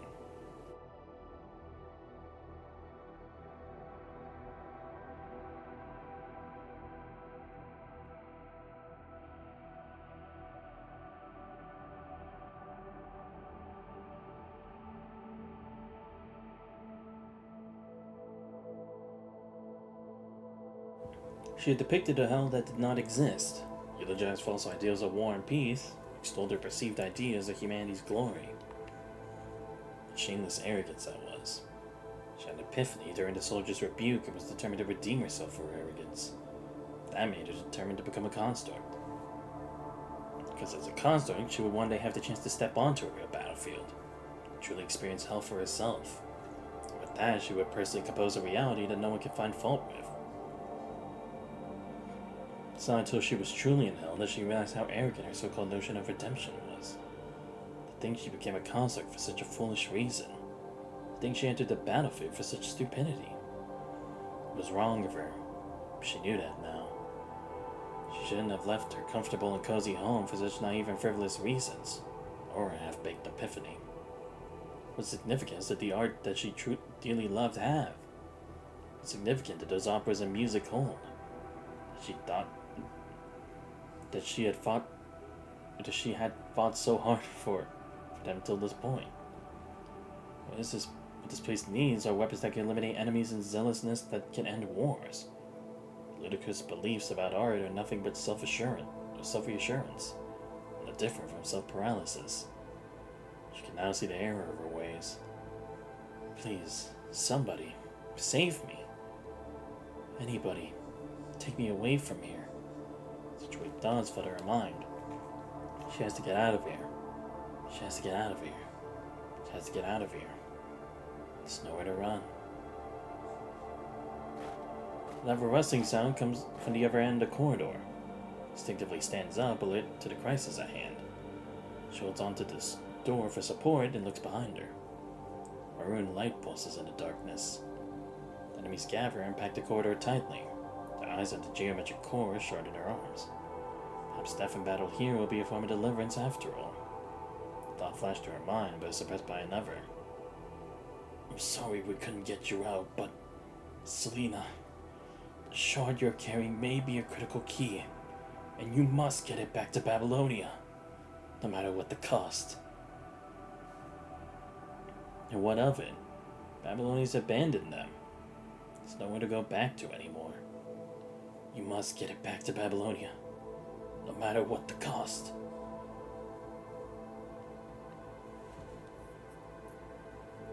I must get it back to Babylonia, no matter what the cost.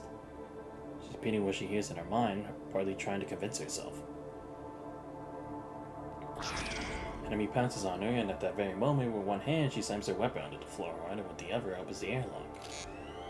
The vacuum of space instantly sucks everything in the entire corridor out. Selena holds onto her weapon's handle for dear life to avoid being sucked out into space with the enemies. She's stuck at the exit, and a large number of mechanoids slam into her before being swept away. She can only grit her teeth in pain. Selena looks in the direction they've been sucked in, and sure enough, there's nothing outside. There's no spaceship to meet them. Only stars that seem permanently sewn into the backdrop of the cosmos. So far away, so they're everlasting. Selena turns away, and once all enemies in the corridor have been sucked out, she closes the airlock with great difficulty. I must find a way to check if there are any survivors. Checks her weary, injured body back the way she came. Selena did not expect that he would still be alive.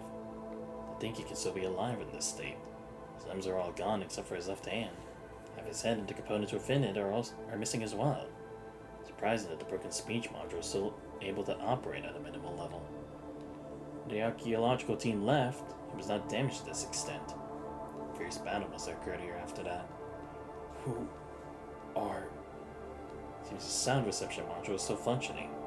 Even under such circumstances, it's still able to pick up her footsteps.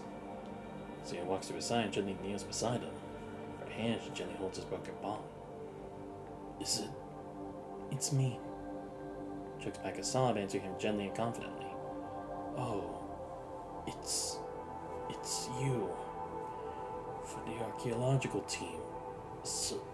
Selena, was it? His voice sounds like it came from a rusted windpipe, determinate and with a quality similar to a steel wire scratching against an iron plate. Why did you come back? Did backup come? No, they didn't. Babylonians abandoned us. They've been betrayed. For a second, she cannot control the tears flooding her eyes, so she tilts her head upward so that they would not fall. Strange indeed. Why is it that even though they have already given up their human bodies, they still have to keep their minds stable by simulating exclusively human physiological systems? Why is it that even though they become constructs, they're still unable to leave their human weakness behind? Yes, backup has arrived. Don't worry, everyone's being saved. That's really great.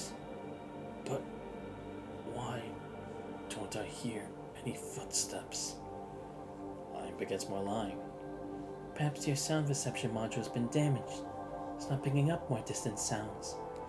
But don't worry, the medics will come and take you away soon. We're constructs. Just have to switch to a new body and we'll be fine. The information and sample Have been delivered. She repeats herself to make her words more convincing. Don't worry, they've been delivered. If he cannot be saved, at least let him pass on without regrets. Okay. His hand suddenly starts quivering. That's when Selena realized that he's seen through her lies. But they both chose to remain silent. Thank you. I've done nothing to deserve your thanks. Rather, it's I who should be thanking you for saving me then. When your team called you Selena. I remembered why I seemed to have seen you before. It was at Babylonia's opera house, wasn't it? I remember you were holding an opera performance there. There was a scene. Your aria was accompanying the music, or was the accompanying music, sung a cappella style. That's why your voice was so similar, or familiar. I thought it was strange. You were human then. Why did you suddenly become a construct? I didn't recognize you immediately. Seeing caught off guard, a stranger knows about her past and freezes. As if ashamed, she replies, Those are just some things not worth mentioning. There's nothing not worth mentioning. I remember it clearly. That was the requiem for the dying protagonist. His words brought her back to that time in her past, that she'd buried deep in her heart. Do you really think that when you're out on the front lines, the world is still as orderly as it is in Babylonia? It'd be utterly impossible for that grand funeral service you had in your show to actually happen on the front lines. In a eulogy with accompanying funeral music?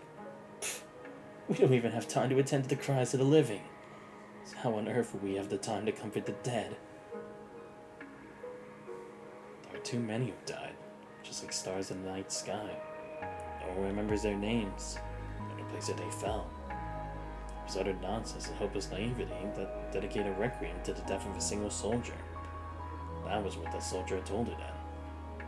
She was so ashamed of her ignorance that the accusation haunted her even in her dreams. Why was she composing songs? Why was she writing librettos? Why was she singing? And now, why is she fighting? She didn't know. Even now, as you lie on the brink of death, you chose to condemn her naivety. She's just like her encounter with that soldier all over again. Presses her lips, closes her eyes, and waits to be judged. But judgment doesn't come.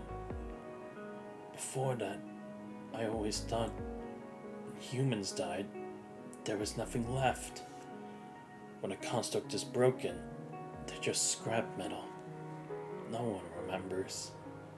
I thought no one would care, but you sang for him. So he's taken aback. That was the most beautiful voice I've ever heard in my entire life. Suddenly feels the urge to stop her from going on. It's nothing but a lame method of expression. The important character in the opera died so naturally and necessitated an aria to give voice to the emotions. It's just an awkward, presumptuous eulogy. Please don't go on. It was just her childish fantasy. Nothing more than wishful thinking on her part. That is what she was about to say before he interrupts her. Just naivety. But it was truly beautiful. If everything was really like that, how nice would that be? I'm sorry we didn't fight hard enough. That's why someone like you has to come to a place like this and encounter such situations. But could you sing for me that song you sang then? It'll be my honor. Tears that had been welling up in her eyes finally fall. She gently kisses the back of the other construct's broken hand. She's been plagued by self-doubt for a long time, never finding the answer she's been looking for.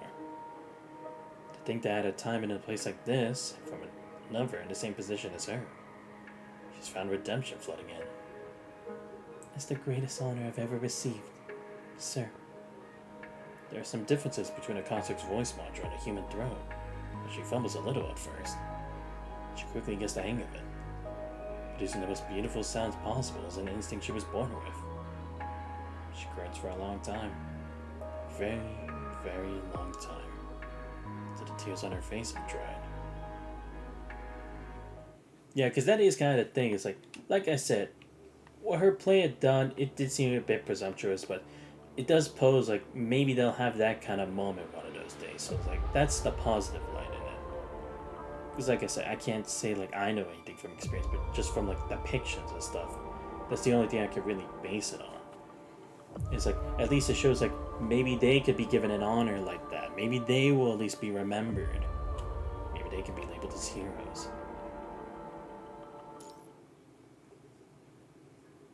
So the construct she's holding in her arms is no longer emitting activity signals. She lays him down gently and leaves the room with dead bodies without looking back. She has to survive. No matter what happens, she has to survive.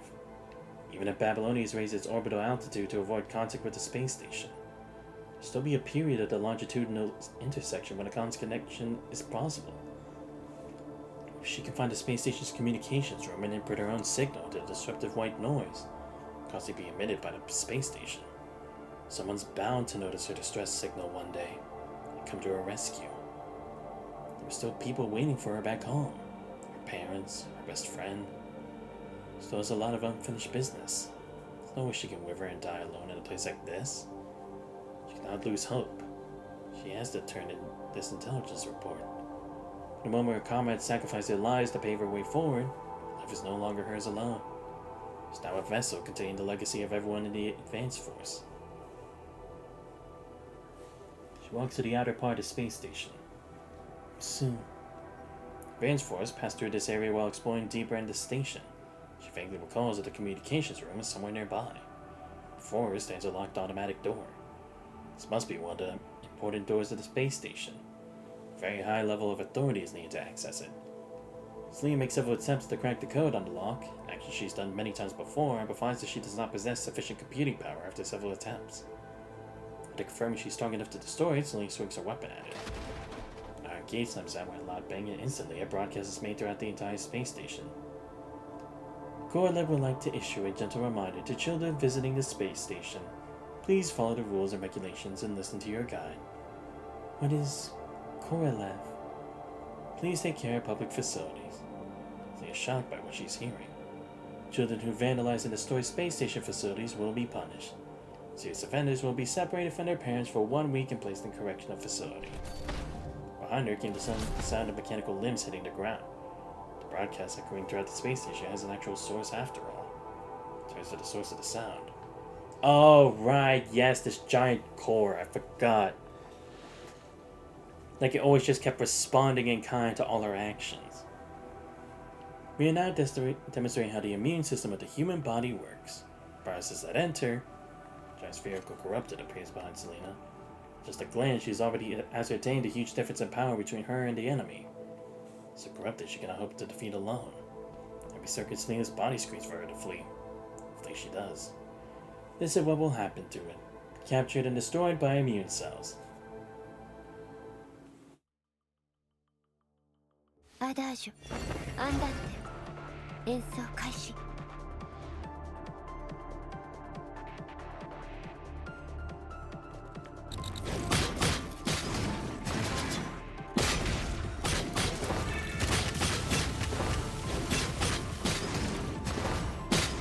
オーバーショーを始めましょう。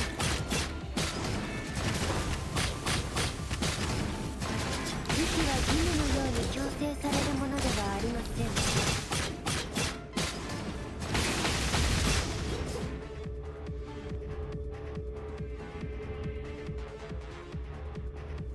Is this a terminal to control the electronic lock? Great, my computing power can open it.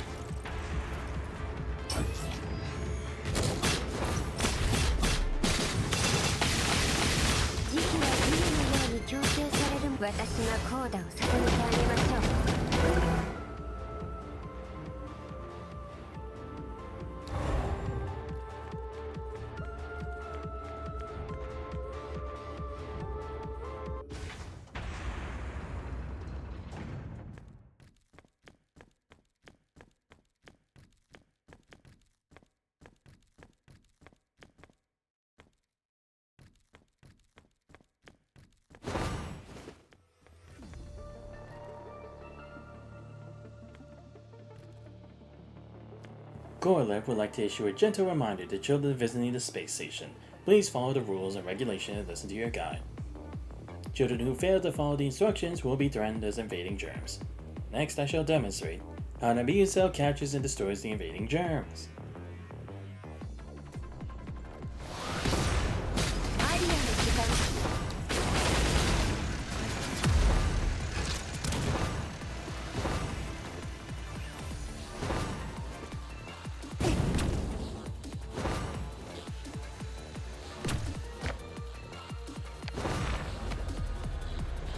アリアの時間あの時に比べたら大番長の私がコーダを捧げてあげましょうすみません No matter where she hides, the corrupted called Korolev is always hot on her trail and always finds her. She tries fighting but fails miserably, convincing her that she has no hope of defeating an enemy like this. Eventually, she somehow coincidentally finds herself in the place she was looking for, the communications room. Inside the communications room, strenuous movements have caused Selena's vital fluid to seep out of every opening. She can feel that her body, which is already approaching its limit, is about to fall apart. She must use her remaining strength to barricade the entrance before she can find and staggers over to the communications station. Access granted. Thank goodness. There is, however, no joy in those words. The giant corrupted is frenziedly slamming against the barricade. Is this the end of the road for me? In a hurry, she can only load the data she's subconsciously most familiar with into the space station's disruptive signal. If Isla gets this, she'll definitely understand it. Selena smiles bitterly. If it's her best friend. Isla, I'm sorry. Each force sends the barricade flying as Korolev steps into the narrow compartment. In the time she takes to prepare for battle, Korolev manages to cover the distance between them. Her weapon snaps under the impact of Korolev's attack. There's a loud bang as Korolev hurls Selena against the wall. Korolev doesn't give her time to catch her breath and slams its robotic arm down to her back. The robot's not small, but sure is nimble. When visiting the space station, please follow the rules and regulations and listen to your guide. Children who vandalize and destroy the space station facilities will be punished. I finally got you.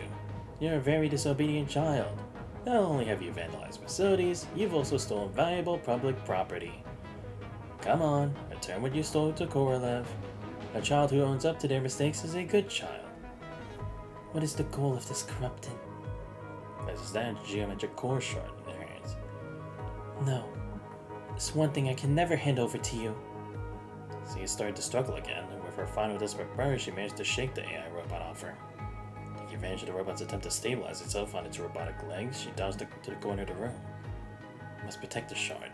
This came at the cost of the entire advanced force's sacrifice. What should I do? Korla is blocking the entrance and her weapon's been destroyed. It's a desperate situation with no chance of survival. At the very least, I must rise an arrow. In an instant, she turns that pointy end of the shard toward her chest and stabs it straight in. A child who doesn't own up to their mistakes is a naughty child. Korolev regains his balance, looked to Selena, who had the shard hidden in her chest. He charged towards her, once again crushing her left arm with its own. The item you stole, where did you hide it? Pace signals flooded Selena's mind. Are you the space station's AI? Being corrupted, obviously was not able to answer. To become what you are is truly tragic. Korolev has always been like this. What are you talking about? You're just a puppet of the punishing virus. Corrupted 4 was supposed to be a guidance AI at the space station. To make it more approachable to children, its words and actions were programmed to be as innocent as those of a child. The robotic arm pinning her down even bears childish graffiti left by children who used to visit. And now it's nothing more than a killing machine. A good child doesn't gossip about others, but Korolev is forgiving. Just hand it over. If you don't, Korolev will activate punishing mode. According to the rules and regulations of the space station, Korolev has the right to use minimal levels of violence. Leah observes it calmly. What's the matter? Why aren't you moving? Very well. The following demonstration will serve as a warning to children on the repercussions of not following the rules and regulations. The priority is to get the thief to return the stolen object to the owner. Two robotic arms suddenly crush her left hand and rip it off. The pain from having her arm ripped off is so great that Selena couldn't stop herself from crying out. She cannot think. Looks like the thief didn't hide the item in her left arm. Then let's take a look at another body part. Ah, shit, I see. Fuck, so that's how she ended up in that terrible state that she was in. Ugh. I feel so bad. So he has a dim recollection of seeing a flower in Babylonia's greenhouse. A real flower. Babylonia rarely wastes precious resources on growing decorative flowers, so the beauty of that purple flower blooming in the greenhouse really stood out. What happened next? Her mind was in such chaos that she was not able to access the next part immediately. Right, it was an excursion organized by the Center of Basic Public Education. So of course the purpose of the teacher who took them there was certainly not to have them admire the flowers in bloom. Deconstruct it in front of him. Started with the stalk, then the base, the sepal, and the corolla. The deconstructed nameless purple flower lay scattered in a petri dish for the children to examine its every part. Just like her now. Ugh. You're being naughty, little thief. Where did you hide the stolen item? Gulliver, pulling her apart, suddenly stopped. A maroon visual receptor scans her from top to bottom before abruptly tossing her aside. Oh, little thief, where did you go? It's as if you can suddenly not see her. Lets out an urgent screeching noise before leaving the communications room. Right. I forgot this is how we found her. Is it because she's reached such high levels of corruption that it determines she has become a corrupted? She doesn't know, nor does she need to. She can no longer feel her lower limbs. The only thing left in her mind was ceaseless pain. She didn't dare cough the pain signal, for fear of mind deviation. She could already feel the geometric core shard buried in her chest gradually infecting her. I see. And that's also why Gabriel had taken her, right? Because she was the best specimen. Someone who was able to keep their mind intact even with a shard that was corrupting her mind for so long. She was perfect for his experiments. All of her computing powers focused on keeping her Inver device functioning normally. The crimson is slowly spreading to her mind. She could see clearly again, Selena finds herself in a most familiar place. She's at the virtual exhibition hall, a place where she first had a dream. She was still a nobody, this was where she was. A place nobody cared about, alone with her little robots attempting to restore a piece of opera collected from remnants of the Golden Age. The Duke of Milan did not seek revenge for the hardship he encountered. Instead, he forgave every man who had wronged him, after they confessed. Years later, all the things that happened were slowly forgotten. The people of Naples continued to live on in the beautiful land as always. Naples was still a place of hope, despite the occasional disputes and conflicts. Thank you for watching. See you on The Tempest. Well, what's wrong, Isla? Is there something wrong with it? No, Selena. Your operas are exciting as always. So what exactly is the issue, Isla? I just don't understand why Duke Prospero was able to forgive Antonio in the end. If it wasn't for Antonio, Prospero and his daughter wouldn't have been exiled to the small island, would he?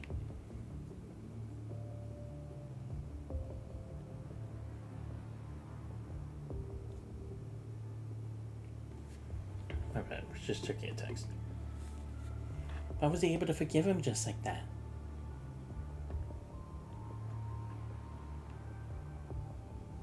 Hold on. Was there really such a lie? No, there wasn't. She sent Isla her restored ending to The Tempest just before she left. She never actually got to hear Isla's opinion on it. This was but a fantasy of memory and imagination woven together by her mind in an extremely chaotic state. This was her subconscious endlessly contemplating the issue in her head. This was her subconscious incessantly inundating her with self-doubt. Why was Prospero able to forgive his brother so easily? His throne was usurped, he almost died, he lost everything. The pain he carried from having been cast away to a tiny island with his daughter for so many years. Why was he able to forgive someone who had caused him so much pain so easily? Because forgiveness is a virtue, and to forgive others is to forgive yourself. Are you hoping to comfort yourself by coming up with such a righteous reason? Those are nothing but empty, pretty words. You think so too, don't you? There's no need to forgive yourself. You shouldn't forgive yourself for your foolishness. Don't forgive yourself and don't forget Babylonia. She'd abandoned you. Ah, yeah, the corruption tried to mess with her. You have nothing left. Not your bright future, not your ideals in art, not even your comrades. You have no tragic past, no fervent belief. Compared to others, you have no reason to persevere. Why do you persist? Give it all up. All you have to do is come over here and everything will be much easier. Ah, maybe it was trying to make her an ascendant, right? She's right.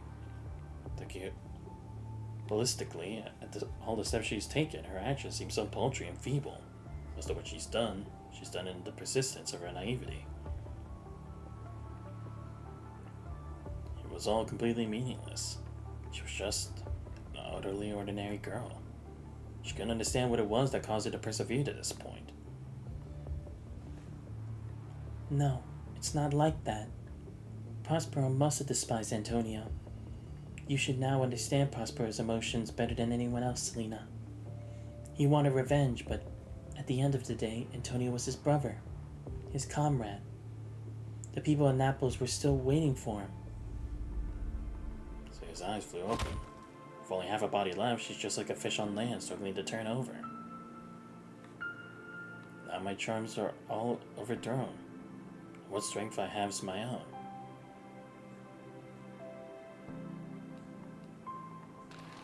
With only half her left arm left, she used her fingers to effortlessly inch forward. Broken figure striving to crawl forward. Which is most faint? Now 'tis true. I must be here confined by you, or sent to Naples, let me not. Her fingers gave way. So she opens her mouth and uses her teeth to pull herself forward. Since I have my dukedom got, and pardon the deceiver dwell in despair island by your spell. She finally manages to pull herself to the corner. She endeavors to connect herself to the space station terminal.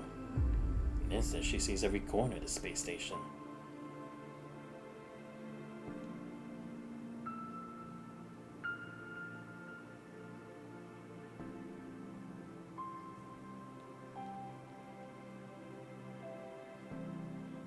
She sees the area's bloodbaths with the advanced force took place, where the geometric core is.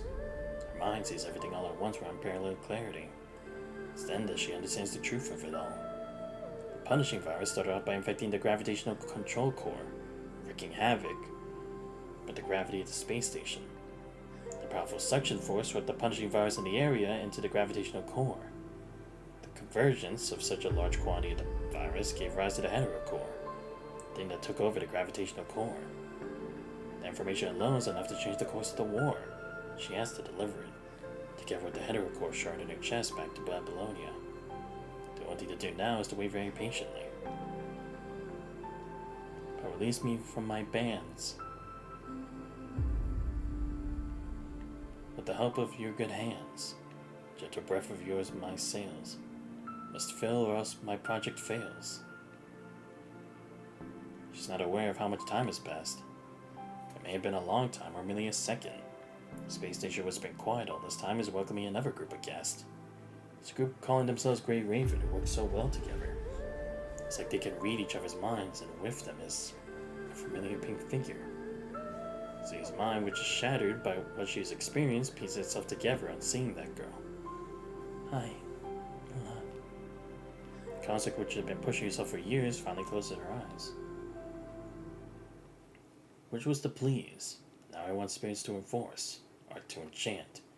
My ending is despair, unless I be relieved by prayer. Which pierces so that it assaults mercy itself, and frees all faults. As you from crimes would pardon be, let your indulgence set me free. Alright, last one. Then I gotta try to speed up the Wanshi one. How much time has passed? What's the world outside like now? What am I doing? She's lost all her memories. She's even close to forgetting who she is. She's been wandering around for a long time. Unfortunately, your fate is not in your own hands. Target construct successfully captured. but the corruption rate and functionality are in line with our estimations.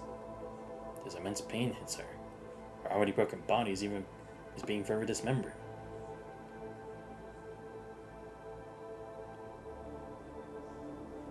Roland, are you still researching this woman? She's interesting, don't you think? She's not completely dead, but she's not alive either. Being in this state, I wonder how she views herself. How does she view the world? That's what I'm interested in. What is it that keeps you going? You're still fighting to live even though you've been reduced to this. What is the source of your power? Ah, so that's how it is. No wonder. I wonder if Gabriel's realized it yet. It'd be better for you to stay here with me. At least you'll be able to continue your beauty sleep, if but for the moment. Red tides ripple against Gabriel's feet. Hetero creatures now swarm around him. And the substances dissolve and reform into tides, becoming part of the hetero creatures. Corrupted, wandering around Gabriel, suddenly crushed into pieces by Gabriel's giant hand. The pieces are then unceremoniously discarded into the red tide, attracting the hetero creatures. Picks up the black suitcase next to him with his right hand. It would take forever with only corrupted as I thought. As soon as Gabriel submerged the suitcase into tides, the hetero creatures start swarming around the suitcase. The suitcase disappears in the blink of an eye, exposing the wrecked half body in it. Now for the entree. She's lived through years of suffering. Her groans did make wolves howl and penetrate the breast of every angry bear. It's a torment to lay upon the damned, which nothing could undo again. Memories of her past set upon her like vengeful spirits, dragging her down to an endless spiral. Without faith, without glory, and most definitely without forgiveness and blessing. It's just hatred and anger that knows no bounds. I'm sorry we couldn't get you out, but Selena, the shard you're carrying may be a critical key. Everyone she had ever met appeared before, one after another. Eventually, there's a scarlet wave washes over them and everything freezes.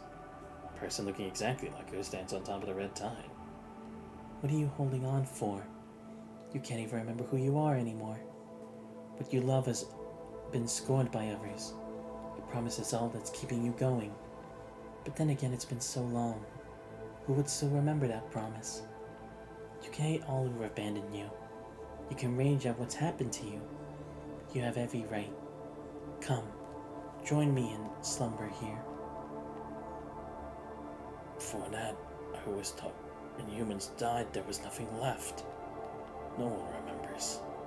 I thought no one would care, but you sang for him.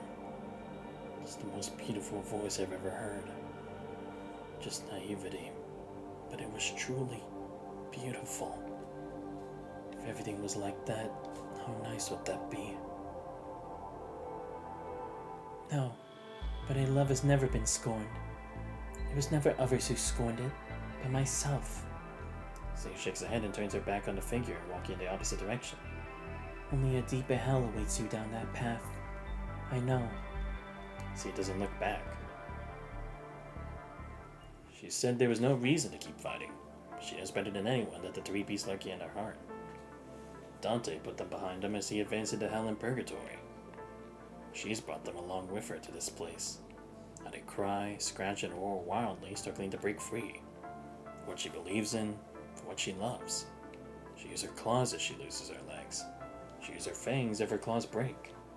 It doesn't matter how undignified, how disgraceful, how ugly she looks. She has to live on. She'll try. See just how long she can hold on. The purple eyes of the wrecked construct lying in the red tide suddenly fly open. Her body's sinking. So painful. So very painful. Her already shattered mind is decimated even further. Zine doesn't know whether she become bait or seed crystal. Beings above seem to be deconstructing her, but also reconstructing her at the same time. She goes to lift her head above the water like a drowning person trying to draw her last breath. And then she saw stars. There were stars in the sky. In that moment, her mind, which has been constantly battered, became unusually calm. Her eyes taking the stars, which are changing into breathtaking star trails. The moon is on the other end, shining brilliantly. So, is she on Earth? So beautiful. I wish I could see this. Who is Isla? Cornelia's mouth turned upward as those contradictory thoughts went through her head. And then she was completely submerged by the red tide. Some are born to sweet delight. Some are born to endless night. To those poor souls who dwell in night, God appears and God is light. To those who dwell in the realms of day, but there's a human form display. I see. So this probably would have been either when she reawoken the first time as an enemy, or after, when we freed her from that weird thing that was trying to consume her. Alright. Damn, these took longer than I thought. I thought these go by like pretty quick, but they don't. Okay, we'll try to get through Wanchis as quickly as we can. Hopefully it's not too long, but we'll see. The beginning of lies. Hook up the artificial heart. Use the suction device to suck the vital fluid away. Block the local pain signals and transfer the feedback to the external terminal. Understood. These systems help prepare the construct on the maintenance bed according to Wanchi's instructions. Wanchi changes into dustproof clothes and stands in the center of the maintenance room. Assistant approaches him at that moment. Dr. Wanchi, the construct was taken to maintenance room 13. Turn on data projection. Wanchi nods as he looks at the scan of the construct in the maintenance room 13 and says it to the assistant. The auxiliary circulatory system of the lower chamber is damaged. Let me start the remote maintenance kit in maintenance room 13. But that would take a huge toll on your mind. Take several connecting wires from the kit terminal aside and attach them to his head, ignoring the assistant's persuasion. Testing connection. View of maintenance room 13 is revealed by the kit terminal. Several robotic arms lifting the maintenance tools and turn under Wanchi's control. Damaged parts of the constructs are magnified to the microscope and the gathered data is displayed on the dials of the robotic arms. That's alright. We'll fix them at the same time. I forget my Wanchi voice. Maintenance over. I'll leave the modules stitching to you. Push the maintenance tools aside. Yes, Doctor. Assistant takes a step forward and takes over the maintenance tool.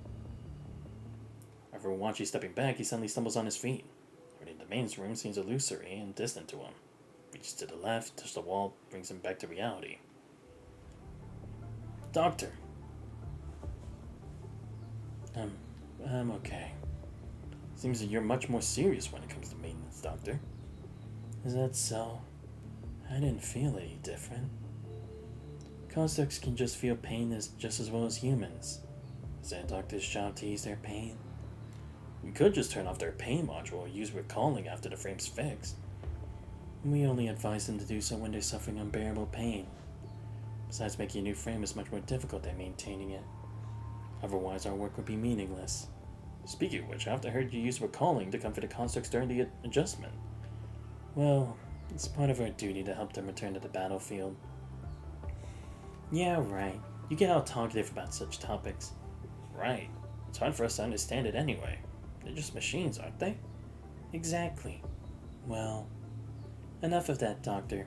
It's almost time for the follow-up adjustment of the construct, right? It seems so. I'll get going then. Says it hangs up his dustproof clothing. Lies are everywhere in human society. They're around each of us from the moment we come into this world. Everyone come into contact with them as part of the social network. Lies, ill-intended or not, are alterations of reality. When you see beyond the lies of our reality, starting stirring up again to tighten, snap. What might have sounded inconsequential in daily life may turn deadly dangerous after the wall of lies is breached. Confusion caused by the shocking news from the professor makes Wanchi forget what he was called into the office. Professor, when you just said, yes, some lives are more equal than others in the Star of Life, a place that is supposed to save all lives. Our Conflict Maintenance Department, which was established by the Military and Science Council, is basically a slaughterhouse covered with lies. Then the so-called recalling.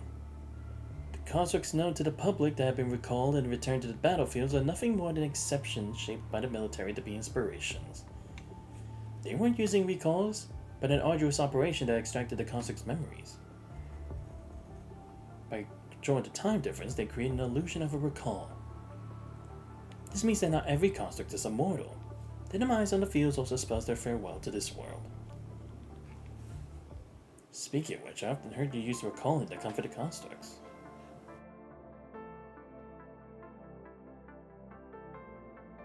Stop it. If it's a lie, then what I did before. The memory extraction operation is different from the frame replacement one, which is done with precise instruments and professional assistants. It's a dangerous and complicated technique to perform memory extractions on the battlefield and strip the mind from the frame, which might even result in the loss of memory data. And what is recalling known for? That we could quickly activate it on the verge of death and safely transfer the construct's memories to Babylonia at the cost of a slight deviation in their minds. If it's so easy to achieve the same effect as a memory extraction, why would we continue to delve into the mysteries of the mind to improve the success rate of those operations? Recall has been a trick for the constructs from the very beginning. Stop it. Perhaps it's just that we don't have enough clearance to know the higher-ups' intentions. It can't be. The Science Council, the military, the parliament members. They must have some ways to make recalling possible that they can't share with us. Take a look at this data. It's a list of constructs that have enabled recalling. Also, of course, the flow of data shortly after that. How could it be? All those memories were... Exactly. All of them were led into a void. They couldn't feel anything in the outside world like a computer being shut down. They thought their minds were freed and one day someone outside would turn them on again. But the truth is that their memories were never separated from reality. They were also shattered by this world along with their fallen frames.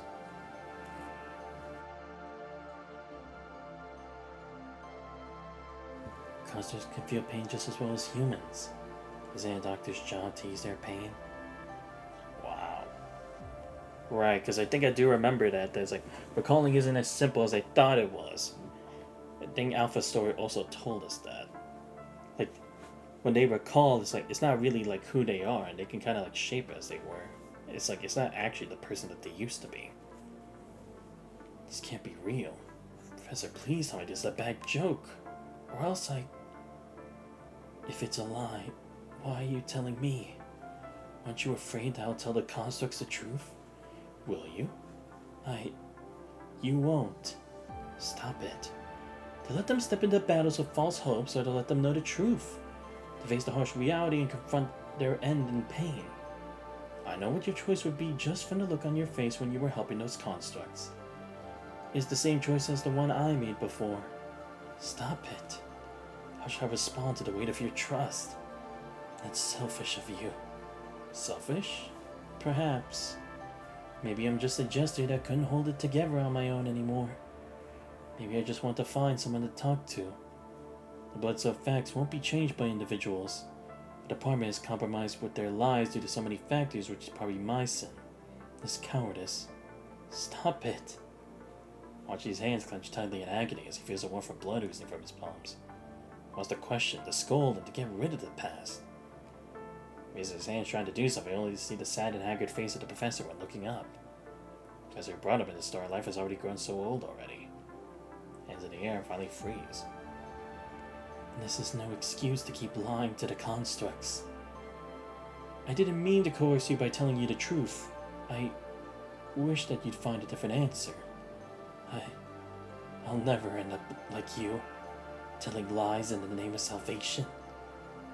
While she tears out the badge of the Star of Life and drops it at the professor's desk with the soul wish of leaving the suffocating room as soon as possible without looking at him. Damn. But that is a hard truth to accept. Because like, what you thought was helping them wasn't actually helping them. To leave the office, he walks through the corridor of the Star of Life. He can see Earth. Constructs. Be humans hope to return to the Earth. A spark to ignite the flame of victory. May peace be with every child of Earth. The speech is broadcasted. Constructs keep heading for Earth with such impassioned advocacy. What exactly does it mean to return to Earth? An honor? Responsibility? Or heavy burden of a long-cherished dream the previous generation could not fulfill imposed onto the next? It's really something I cannot understand. Is it necessary to trick the constructs into the battlefield just to get us back to that place sooner? Being the supreme medical institution of the world government, the Star of Life is operating tirelessly, providing the best and most effective medical care for all members of the world government. Wachi from Construct Maintenance Department. Safe travels. Wachi cannot remember how many times he's heard the words Construct Maintenance Department. When it comes to his ears this time, the stinging pain hits him like a hammer. It is detected that your anxiety level is rising. Do you want to book a session to relieve your pressure? Taps no in silence. Two guards at the entrance notice him approaching and stand aside at the same time. Boss, heard it's cozy to work in the Construct Maintenance Department. Why does he look so bitter and miserable? Probably just another guy that was fooled by the military policy and found the salary unsatisfactory and the Construct troubling. Is that so? Yeah, did you think all the doctors are the same in the Star of Life? Little ones in the Construct Maintenance Department are also called doctors. Their work is more like maintenance worker than a surgeon. Heard that even a minor assembly error on a construct will have serious consequences. It's taking way more effort to maintain the constructs than to operate on humans. They are all staff in the Star of Life. Why don't they consider a change of position? It's not as easy as you think. Medical research involving human subjects is way different from construct maintenance. It's highly unlikely that a change of position would be allowed. I guess that guy would end up muddling through with a small salary or find a job at Cosmos Industry. But it's perfectly normal. After all, they're just taking over the repetitive work that the Science Council finds tedious. If that's the case, why would the Star of Life keep maintaining those constructs? Wouldn't it be better to replace the broken frame with a new one? Are you nuts? The broken frames will be able to fight again after being repaired and adjusted. It takes resources and time to build a new frame. How would you make up for the troop shortage while waiting for a new frame? Don't tell me you want to go fight the Corruptor with your flesh and bone. The current population of Babylonia is far from enough for the war. So it's better to be a construct as they'll never be dead. In the worst case, they can still activate a recall. Then why don't you choose to be a construct? Me? Forget it. I still want to be a human. That's ridiculous. Ridiculous? How ridiculous. To both constructs and humans, the constructs seem to be immortal beings. Human-shaped tools, weapons, or even monsters. The lie set up to encourage the constructs to war has gradually created a ridiculous perception of them for most who live on Babylonia today. Ridiculous? Then what am I? Even I am one of those persons that helped spread this ridiculous lie. It's naturally easy to stand on the moral high ground to offer criticism. In retrospect, who am I to criticize others? Two of them have moved on to the topic and burst into laughter from time to time, while I'm still concerned about this. Happiness? It's happiness wrapped in lies. Heard such happy laughter in the past, but it was when chatting with a construct after maintenance who was hoping to return to the battlefield soon. And the memory was soon buried behind busy work. I haven't seen that construct ever since. What's beneath the happy memories of the past turns out to be an insurmountable gap between life and death. Imagine a tragic death of that construct after using recalling. Stinging pain hits his stomach and the surge to vomit suddenly overcomes his body. Dire shouts interrupt the conversation between the security guards as well as Wachi's trip down memory lane. Nursing beds are a humanoid construct. Blood keeps oozing from the bandages on the human's chest. The construct is more severely injured. His arms bent at a strange angle and the part below his waist appears to have been crushed by a heavy object, flattened and incomplete. After seeing this, the security guards immediately turn on the portable terminal and call the emergency department. We got an injured human! When the communication ends, the deserted entrance of the Starlight becomes busy instantly. The doctor takes over the nursing bed from the nurse and walks over to the emergency operating room with several assistants. It's just a broken frame. Nothing serious. Just process the guy. After that, the doctor continues to discuss the details of the human's injuries and surgery with his assistants. The nurse gets on the transport and leaves after handing the nursing bed. Two guards glance at each other and push the nursing bed with the construct toward the wounded, receiving terminal Star of Life. All these are familiar, like a scene repeated from the past. The artificial skin, the construct skull, and the mechanical body that should have glowed with metallic luster is covered in scorching black, an intense burn. Broken left leg, Wachi can even see traces of metals solidifying again and liquefying from the heat. Because the pain keeps coming from the construct. The construct's pain module has not been shut down to avoid mind deviation, which causes the pain to keep torturing his broken body. The nursing bed goes past Wachi and the hands of a severely injured construct dangles weakly, hangs over the edge of the nursing bed. Damn it. Clutches his fist, turns around and walks to the nursing bed. Quickly takes out a reagent with one hand and skillfully holds down the left leg of the severely injured construct. What are you doing? The maintenance comes first. I'll go through the formalities later. Security guards are so dumbfounded, Wachi taking over the nursing bed and pushing it toward the Star of Life. It's just a frame. Why does he look so nervous? I don't get it. What a weird guy.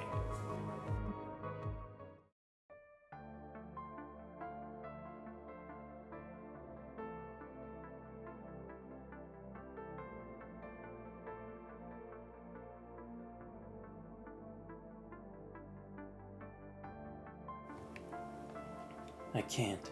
It would create a mind deviation. Just hold on for a while. It'll be over soon. After finishing the maintenance on the last construct, the professor slowly walks over to Wanshi. Wanshi, why do you leave pediatrics for the construct maintenance department in the first place? Things are obviously more difficult here and the salary's not satisfactory. Head of pediatrics has told me more than once that you'd have a better future there. Well, because we're short-staffed here. See what unfolded here made me feel like I gotta do something. So I started to learn about construct maintenance. Humans and constructs all suffer from injuries. So isn't it the duty of the Star of Life to ease their pain? The duty of the Star of Life. Indeed, it's our duty to help free the constructs from their pains returned into the battlefield. Keep up the good work. I've got high hopes for you. Sure. The more he wants to forget, the more his memories flood in. He can be found in every corner and item in the Star of Life. It's as youth he left behind. Here's when he ran back and forth for the constructs. Can my work in the past be counted as saving lives? At this age, perhaps it's a kind of happiness to die without pain. Just the professor said, Wanshi isn't cruel enough to leave the constructs in pain behind. Memories in reality keep torturing him. Your frame adjustment went well. Don't be afraid to go back to the battlefield. After all, constructs like you can use recalling as a last resort. So the professors will apply to the construct in the recovery room. If recalling does exist, why don't you unplug these annoying wires for me? Slow adjustment won't be necessary at all. I don't think so. It causes mind deviation and costs massive resources. The hell with mind deviation. The personal cost is nothing. You don't need to hesitate, Professor. No, the side effects of recalling are much greater than you expect. But if you insist, I can help you apply for an early return to the team. Enough.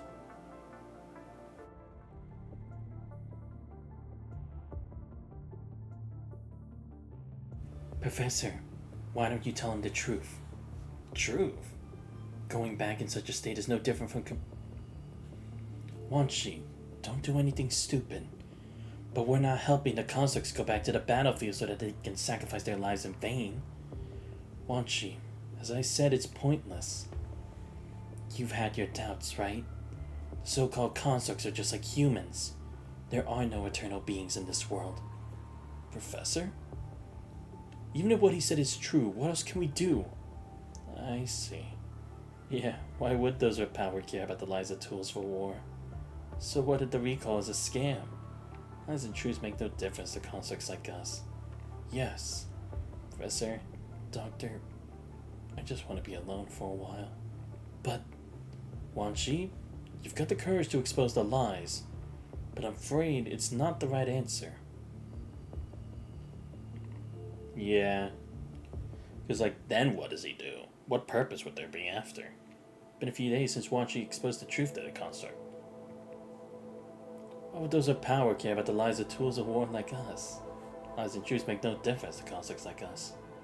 Is what I've done pointless? Sitting alone in the department office, the quiet atmosphere around only makes Wanshi more depressed. Sinks to a seat and looks overhead. Seems like I haven't slept for a while. Well, come on in. Construct quickly approaches Wanshi and knocks him to the ground with his elbow.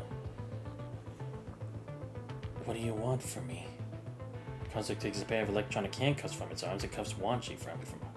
Sorry, but we need your help. Huh? After the construct finishes speaking, he grabs Wanshi and pushes him outside the Star of Life after making sure no one's passing by. He notices that the pale blue electronic light is glowing at the surveillance equipment outside the office. Pushes Wanshi through the corridor of the Star of Life.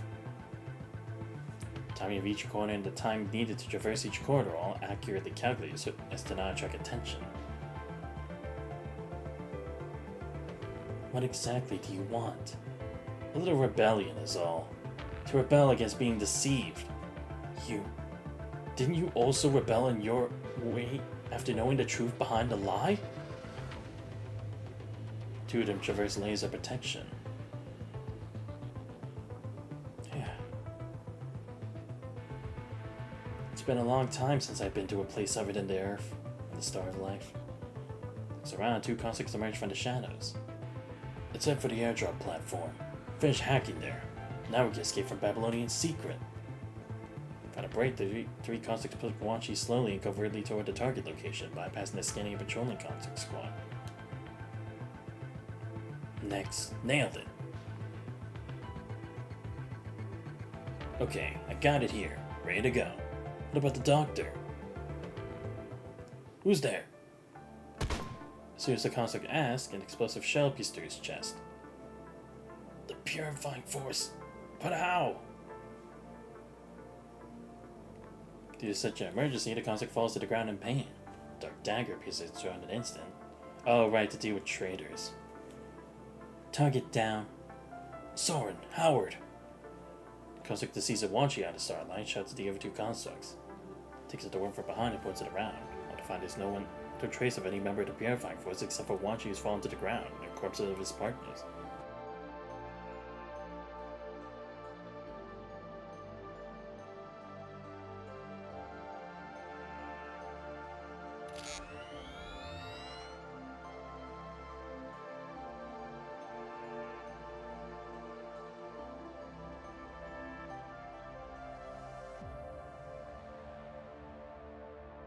You knew this would happen? Yeah, we knew what ending would be after seeing the truth beneath the lies. To die for humans is the inevitable end for constructs. Only difference is when and where you die. This is the reality. Then why did you... I'm not you. I have a name. Jet. The white-haired guy is Soren and the one who's good at hacking is Howard. We all have names. We fought hard from one battlefield to another. Perhaps I want to escape as I was tired of such a cycle. And we did it, making our own decisions after a long time. We decided to escape even though there was nowhere to hide in the first place. The glow of the power grid around Jet gradually fades. The light of grid completely disappears and another explosive shell blasts half of Jet's face. This is no reality. Get the transport over here and check if the human's injured.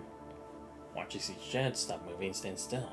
So fully armed members of the Purifying Force walk toward watching through the weakened power grid and knock off him. Whistleblower arrested, checking the wounds of the captured human. Can't believe a professor would have done this. Huh? Professor? No, it's... First thing that Wanshi sees after walking out of the airdrop platform is the professor being held in an escort car. Several members of the Purifying Force guarding around. Wanshi wants to say something, but the members of the Purifying Force around immediately puts him aside to check his wounds. Wanshi sees the professor slowly lower his hands and forces a smile at him to the ground. Is this... During this time, members of the Purifying Force keep checking on Wanshi, but cannot answer anything. Since the scene around Wanshi is covered in darkness, he stands alone in the shadows murmuring to himself. He won't be changed by rage or struggle. Is this the reality beneath the lies? Damn, that was only part 2? Damn, this is gonna be a bit annoying. Gonna have to speed through even faster. So it froze in the middle of the outer corridor. Both sides are stacked with various medical equipment for surgeries on constructs. So a space of connecting stabilized the inver device hang down for the edge of the Foley equipment. So there's a attacker, support, and tank. To select the equipment they need, the assistants open the safety lock to fold the equipment with the terminal head to separate maintenance rooms. Archie looks at the icon above in silence. Silence is finally interrupted by a massive beep from the terminal at Wanshi. How's the frame? I can already move as normal. It won't take long before I can return to the team.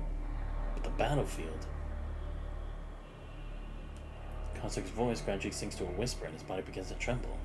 Seeing this, Wanchi puts the terminal aside and reaches out to comfort him. Holding Wanchi's hands, Kosak stops trembling and continues. The collapsed building pierced our captain's body. Countless corrupted flooded in and ripped him into pieces.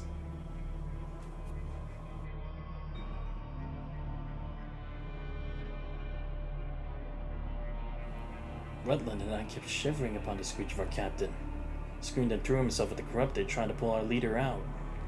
For I ran away after hearing the screech. The turning around explosion came from behind. Bringing the remains of the corrupted cut through my body, and the impact of the blast knocked me down. Then I saw Rutland's head with electrical sparks rolling down to my feet from behind. I thought a fluid that spilled out of his features soaked my boots. I never found scraping to be that scary. After all, there's no death for constructs. I still felt the worst fear when looking at the grim faces of my partners as they were scrapped. Parties who were talking to each other a few seconds ago turned to scrap metal the blink of an eye. The other squads hadn't arrived. I'm afraid that's all in the past. Sure, it's all over. Soon I'll be assigned to a new team. It's only a matter of time before I return to the battlefield. That nightmare again. Wanchi, you've got the courage to expose the lies, but I'm afraid it's not the right answer. Lies and truths make no difference to constructs like us. Yeah, we knew what the ending would be after seeing the truth beneath the lies. For humans, it's the inevitable end for constructs. The only difference is more than the way you die. That's the reality. Listening to the confession of the construct, Wanchi recalls those words he's heard in the past. He sees the desperate look at the construct's face after knowing the lies. The inevitable ending, and the professor's final gesture of silence. He tries to find some words to comfort the construct, but everything he can think of points to an answer he's known long ago. The next time you can't hold on, just activate the recall, alright? Get rid of the wounded frame and let your mind return to Babylonia. Like returning to the state before your birth, protected and warm. But this is just denial. No, it's an escape from reality that would lead to the deviation of the mind. There's no shame in following your instincts. Is that so? Yeah. Humans have set up such means of insurance for the construct so that you can step into the battlefield with calm. You're right. Phew. Sorry for wasting your time, and thanks for your comfort. It's the least I could do. Not every doctor is as patient with constructs as you are. Takes the time to listen to my complaints. Yeah, because it's like, even if it's a white lie, a doctor is supposed to assure that their patient is in a calm environment to give them the best treatment possible to increase their chances of survival. It's like it's their last assurance. I feel much better. Thank you, Doctor. Hope that we can meet somewhere other than the Star of Life next time. I wish that day will come. Huh?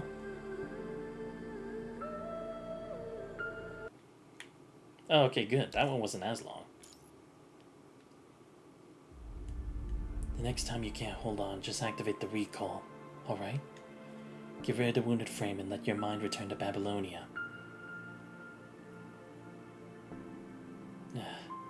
Yeah, it's like it pains him inside, because he doesn't want that to be the answer. He doesn't want to lie, but again, it's like the truth can sometimes hurt even more than a lie. He said to the construct lingers around for long. After leaving, he rushes to the bathroom. No longer has to endure the spasms in his stomach when no one else around. Tries to calm his breathing. His hands are trembling due to side effects of the anesthesia, with sunken eye sockets from the lack of sleep. It's just pointless resistance that he's brought on himself. To let them step into battles with false hopes, or to let them know the truth. It's the same choice as the one I made before. It turned out that I've ended up like this before I knew it. Since one I couldn't sleep without trying. I'm starting to be afraid of sleeping. Once I close my eyes, scenes of the past come back to me. Their pain and anger turned into nightmares that haunted me one night after another. As he's about to fall asleep, cold water flows through his fingers. He cups his hands to catch some water, only to let it slip through his fingers. He walks out of the bathroom. The crowded hall, the starlight comes into his eyes. What is it? How come there are so many injured constructs at a time? I guess there was an extensive fight on the ground. There's never enough leisure time. After the doctor's gone, the portable terminal at Wanji also starts to beep. Intensive maintenance room 1. So this is where I'm assigned to. After entering, he sees a blonde construct with broken equipment. His greatsword is still intact. The profile says his name is Kamui. What's he done on the ground to be so badly injured? It's damaged beyond repair. Might as well build a new frame. Fix him. As the voice of Nicola comes from above. Action module damaged. Patient in coma and abnormalities detected in circulation module. Got it. Maintenance begins. Oh, is this like after Kamui's thing? Because Kamui was on a different team before, right? So maybe this was back then. What's the doctor's name? Wanshi. Wanshi. What a unique name. It's a pity for him to be a doctor in Babylonia with such dexterity and judgment. Hand me his profile. Alright. I didn't expect him to have such an experience. Sir, what do you mean? He's a big fish in a small pond here. Send him down. It'd be best if he can survive. If not, we'll also be eliminating a hidden, unstable danger. Yeah, so it is. This must have been after Kamu's horrifying experience. Maintenance completed. Sister walks out of the maintenance room, one after another. Just when Wachi's about to leave, he feels that his coat is grabbed by someone. Grabbed by Kamui. He's supposed to wake up in half an hour. What about him? Who? Where am I? Star of life in Babylonia. You're lucky. Someone brought you back from the battlefield. I see. Well, the pain blocking effect is still on. You better lie down and take a rest. Fisher talking, Kamui clenches his hands hard, as if trying to refute him. Thank you for saving me. Fisher Kamui is replaced by bright smiles. It's fine. After thanking him, Kamui looks down at his portable terminal, jumps off the maintenance table, and walks toward his weapon. Here comes the next combat order. I'll return to my army then. Well, you'd better stay a while longer in the lounge of Star of Life. Give you a damage, I suggest you start to apply for a date or a delay in returning to your team. It's impossible. The Corruptor won't be sent type for us to destroy. More partners will be injured if I don't go back soon. Why are you in such a hurry to return? More partners will be injured if I don't go back. Why can't the constructs care a bit more about their frames? Are you counting on recalling to protect yourselves? Recalling? Never thought of that. Wouldn't it mean leaving everything on the ground as well as your partners behind to escape alone? And why are you still being so reckless? Relax, it's not like that. I know I only get one shot all along, so I'll try hard to get a hold of it. Did you know it already? That's not hard to discover. Besides, you hesitated when mentioning the recall, which means you knew in your heart that it was a lie, right? Well, don't worry, I won't tell anyone else. After all, it'll start a more violent riot once spread. Wow, see actually Kamui thinking things through like that? That's impressive. Aren't you going to question the existence of such a lie? I believe there are more important things to do than questioning, right? Is that so? Why are you constructs so obsessed with taking back the Earth? It's not true. Taking back the Earth is the final result. What I want is a future where everyone survives until the end of the war. It's how I love this world. Is that what's more important? Here's a direct order from the authority. Wanshi of the Star of Life is transferred to the ground to coordinate the garrison of City 155. Eh? Isn't that the location of my next mission? It's a war zone. Why would you let a human go there? Wanshi's technique will be a great help in the next battle. You can submit written complaints if you got any. Respond within 7 to 10, 14 working days. Right. Very well. You haven't been to the ground before, have you? No. I got no idea why they're doing this. But don't worry. My partners are stationed in City 155. We'll cover you. Just think of it as taking a walk somewhere else. How you get to know important things I'm talking about? It's not like I have a choice, right? Okay, good. I'm getting closer to the end. because we're a flag. Well, we're about to enter the CPF area. You can take off the protective mask now. It's different from the artificial touch of the simulation experience all in Babylonia, but a brand new element for the Earth that he's never experienced. Steps into the city under reconstruction with Kamui. Most of the buildings are dilapidated, but the CPF has started running again. How you feeling? Well, it's a fresh experience, but nothing special. At least it's better than being stuck in the same place. It's rare for them to send humans to the ground. Make good use of it. What? Wait. Just jump down. I'll catch you. No need. I'll do it myself.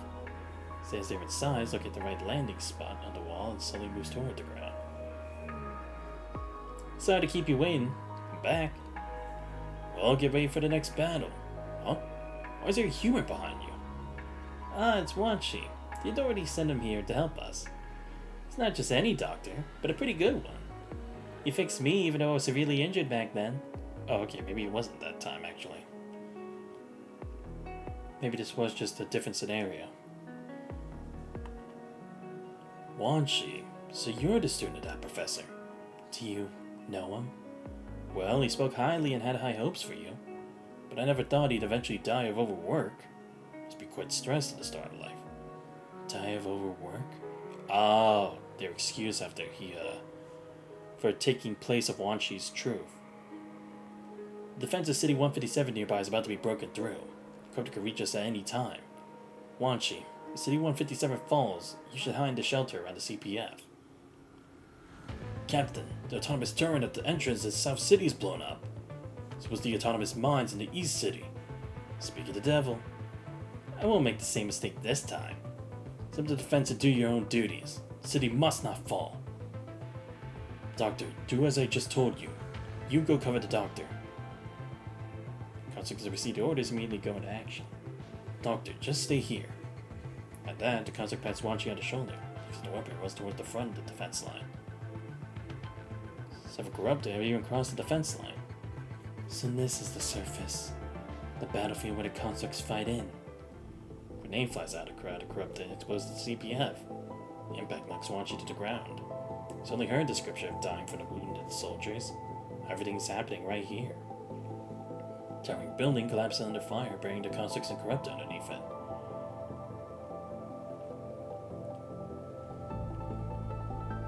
The remains of the corrupted keep piling up in the areas where the constructs passed.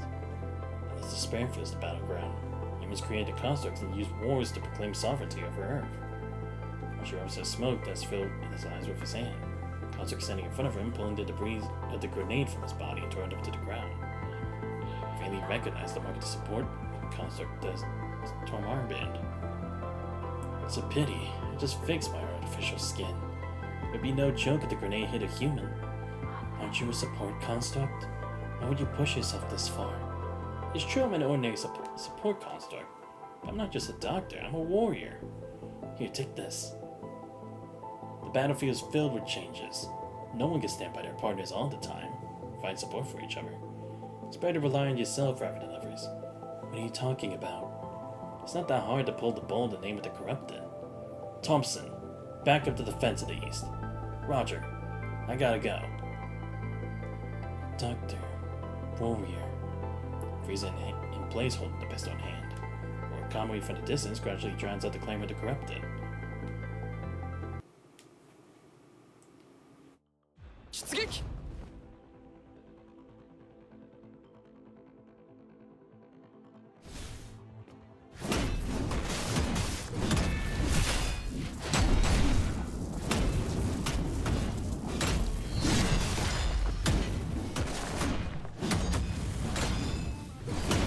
戦闘なら出撃俺は負けねえ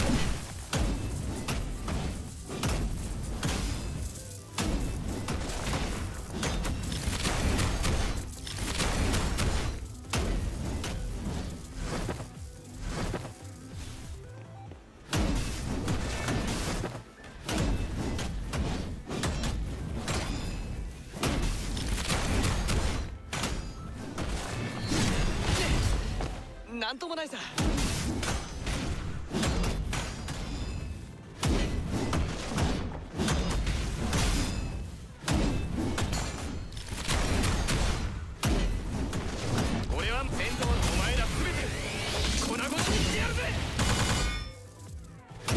当なら俺に任せてくれ。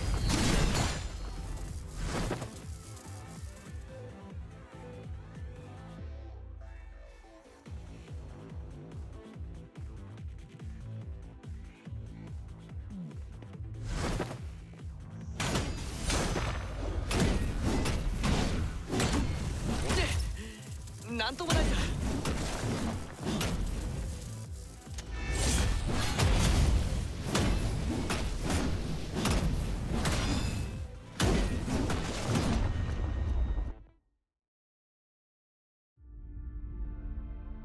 As the battle gets more intensified, the area around the CPF is shrouded in gunfire. Continuous explosions shattered the shelter where Wanshi's been hiding. Is that while the firepower to Corrupted weakens? Halfway there, he sees a badly injured construct. His frame's covered with scars for the Corrupted attack. While he moved to the bombing earlier, has the Leon up brick shooting at the crowd for Corrupted in the distance with a rifle. However, the trigger soon stuck at the rifle jams that prolonged use of battles. Stay put. I'll treat you now. Haji pulls out the connection wires for the maintenance kit and connects them to the construct. See more clearly that the power of the construct is rapidly decreasing. Watching this, the construct suddenly grabs Wachi's hands as he's about to treat his wounds, tries to point to his chest. From the direction of the fingers, Wachi sees appalling tears in his chest and vocal module. Are you trying to say something? But the damage to the other parts is more. Falls silent after understanding the intention. Picks up the tools for the maintenance kit and quickly begins fixing the vocal module. However, the power index to the side is a constant reminder of the little time Wachi has left. Take your time. Give it a try. It works. Thank you. What were you trying to say? Is there something I can do for you? Takes down Thompson's pistol. Wachi's voice trembling as he places it in Wachi's hand. Lift it up. Your arm needs to be parallel to your shoulder. Right. That's it. Face to the front and let your eyes focus on the crosshair and those monsters. As he adjusts his posture step by step, following the construct's instructions. Put your index finger on the trigger and steady. Like this. Pull it. The construct's hand grips slightly harder, and Wachi finally pulls the trigger. Dies off and accurately pierces the memory shell to corrupt it. With the sound of gunfire and explosion, Wachi still hears the last words of the construct. Win the war and survive. I've imagined the scenes of war countless times, but they're all child's play compared to reality. The battlefield's a slaughterhouse. There is no glory or honor, just merciless slaughter and death. The recoil from the pistol makes my wrist numb. Where I look, the corruptor ceaselessly entangled in fights against the constructs. The ricochets flying past my head are mixed with mechanical parts. When all said and done, it's impossible to tell whether the burned mechanical arm falling to the ground belongs to corrupted or construct. Wanshi! It's alright. Clear all the corrupted that started this round of attack. I see. That's why I've kept sending constructs to such battlefields in the past years using dreams built on lies. I'm a doctor yet, a butcher as well. Come on, I'll take you to rest. I bet it's better to use recalling for such damage. No. What's wrong? Nothing. Why should I stop them? To them, this is the truth. They can get out of this awful place by recalling. So what did they find out that recall is a lie? I cannot make a difference in this harsh reality. I knew it all along. Jet, Hall, Raphaelan, Zedis. Vivid memories of the sadness, anger, fear, and happiness of every wounded construct I've treated. But eventually all those emotions end in death. Swamp has wrapped my whole body. He's sent by the higher-ups. He must have his reasons if he said no. After opening his eyes, Wachi sees Thompson handing the pistol earlier. No, that's not it. Come on, help us fix their frames, alright? Is that so? Thanks for your help, then. Well, as Wachi hesitates, a sudden thrust comes from behind. Let me take a look at your damaged parts. Sure. Thanks a lot. Why did you help me out earlier? Do you have children? No, I'm not even. Sure, just asking. Don't be nervous. I was married when I was your age. Here, this is my son. Child in projection is clinging to a ball in his arms without looking at the camera. Probably around a golden age. Aren't you a construct? What are you thinking? I had him with my wife before I was turned into one. Later, as the war was getting more fierce, I submitted a rebuilding request to the army. That's besides the point. Do you know why he looks so angry in the projection? No idea. Because I failed to keep my promise. Children are growing up full of spirits even though the war outside is fierce. The coaching center organized a ball game and I promised him that I'd go watch it. Sounds like something to be happy about. But it turned out I was still out on the surface when the match happened. After I went back, all my equipment, my bed, and everything I owned were packed and thrown out of my house. They wouldn't let me in, you know. I couldn't just open my door with a grenade in the residential area. I had to go back to my dorm in the army during my vacation where I spent a week in simulation training alone. The consequence of failing to keep a promise is serious, especially one with a child. You gotta remember it when you're around children in the future. Children? It took me a long time to find out why he was upset. Children at that age are starting to have thoughts that they don't want to share with their parents. A small matter that seemed irrelevant to others often means a lot to them. I decided to go to war for the future of my child. But it's also the parents' duty to guide their own children. It's where they're role models and flags. Don't you think you're a lot like him in some ways? Are willing to talk to others when you're upset? Though it was part of my fault, I didn't regret it. I stayed behind with my partners as the corrupted launched a new round of attack just as I was about to return. Compared to my child's match, it's more important to save the partners in front of me. Some people can handle everything at ease, but not me. So instead of worrying and regretting it, I choose to do what I'm capable of first. What you're capable of, huh? And it's better if you hold your left hand still. Well, let me adjust it for you. Thanks. You're not exactly excellent at combat, so why do you go up to the front? Because it's what we should do on the surface. Save our wounded partners on the battlefield and fight side by side with them on it. Besides, it's something I promised my child. Made a pact that one day he could breathe and run on Earth. Support constructs have never been the sharpest blades in the field, but they're the most essential part. Why do you say so? Because we're a flag. We're their biggest inspiration, their mightiest elixir.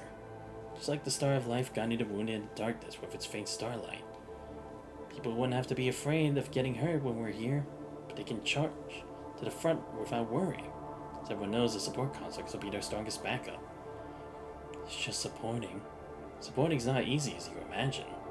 It's to provide proper offensive assistance for attackers rather than getting in the way. You gotta understand and familiarize everyone's fighting style and rhythm. It's not something you can find in textbooks. It's something you only learn with time by standing on the same battlefield with everyone else, giving in blood and sweat. Is that why you detonated the EMP with bare hands during the battle earlier? How'd you know that? I heard from the constructs coming back from the East Front. Do you feel different?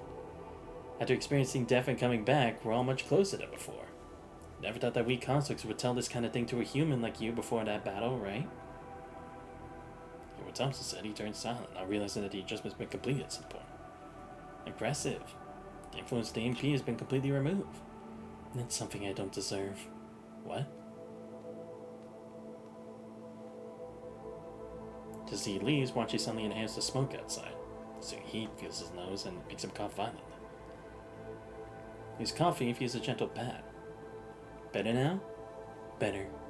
Don't you find it hard to breathe? Bound by the cage of your past that you can barely breathe.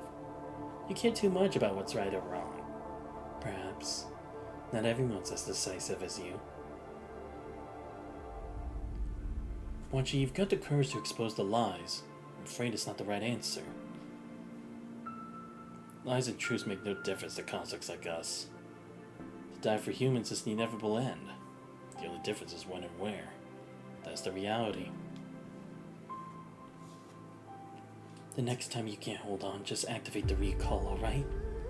Get rid of the wounded frame and let your mind return to Babylonia.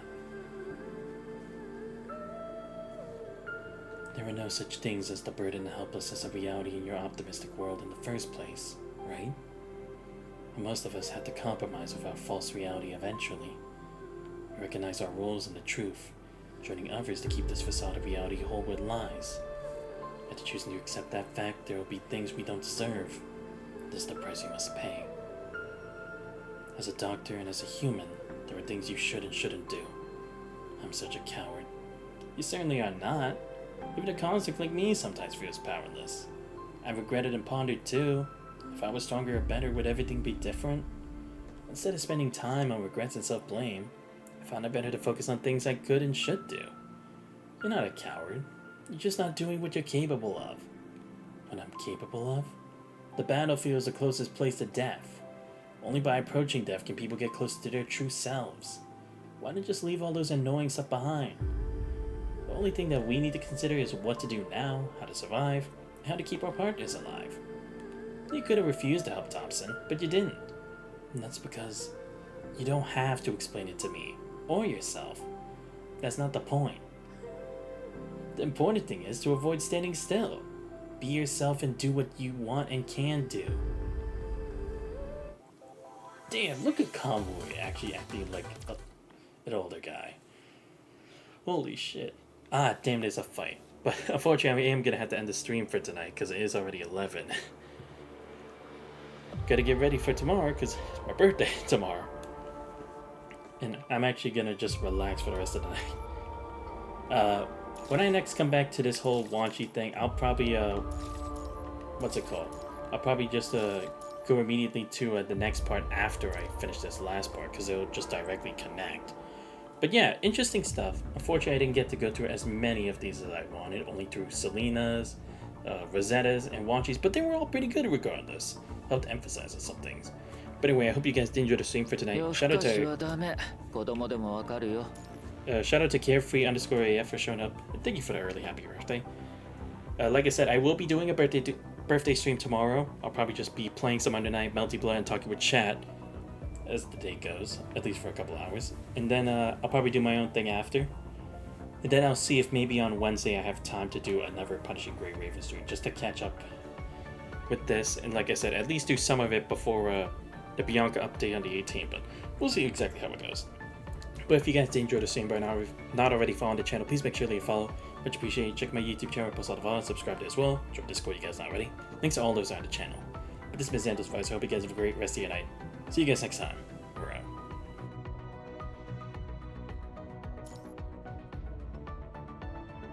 傷口よく見せて。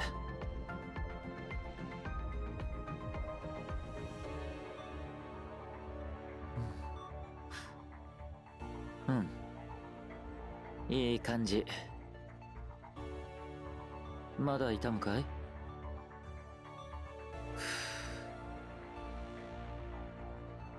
今のはただの気休めだけどね。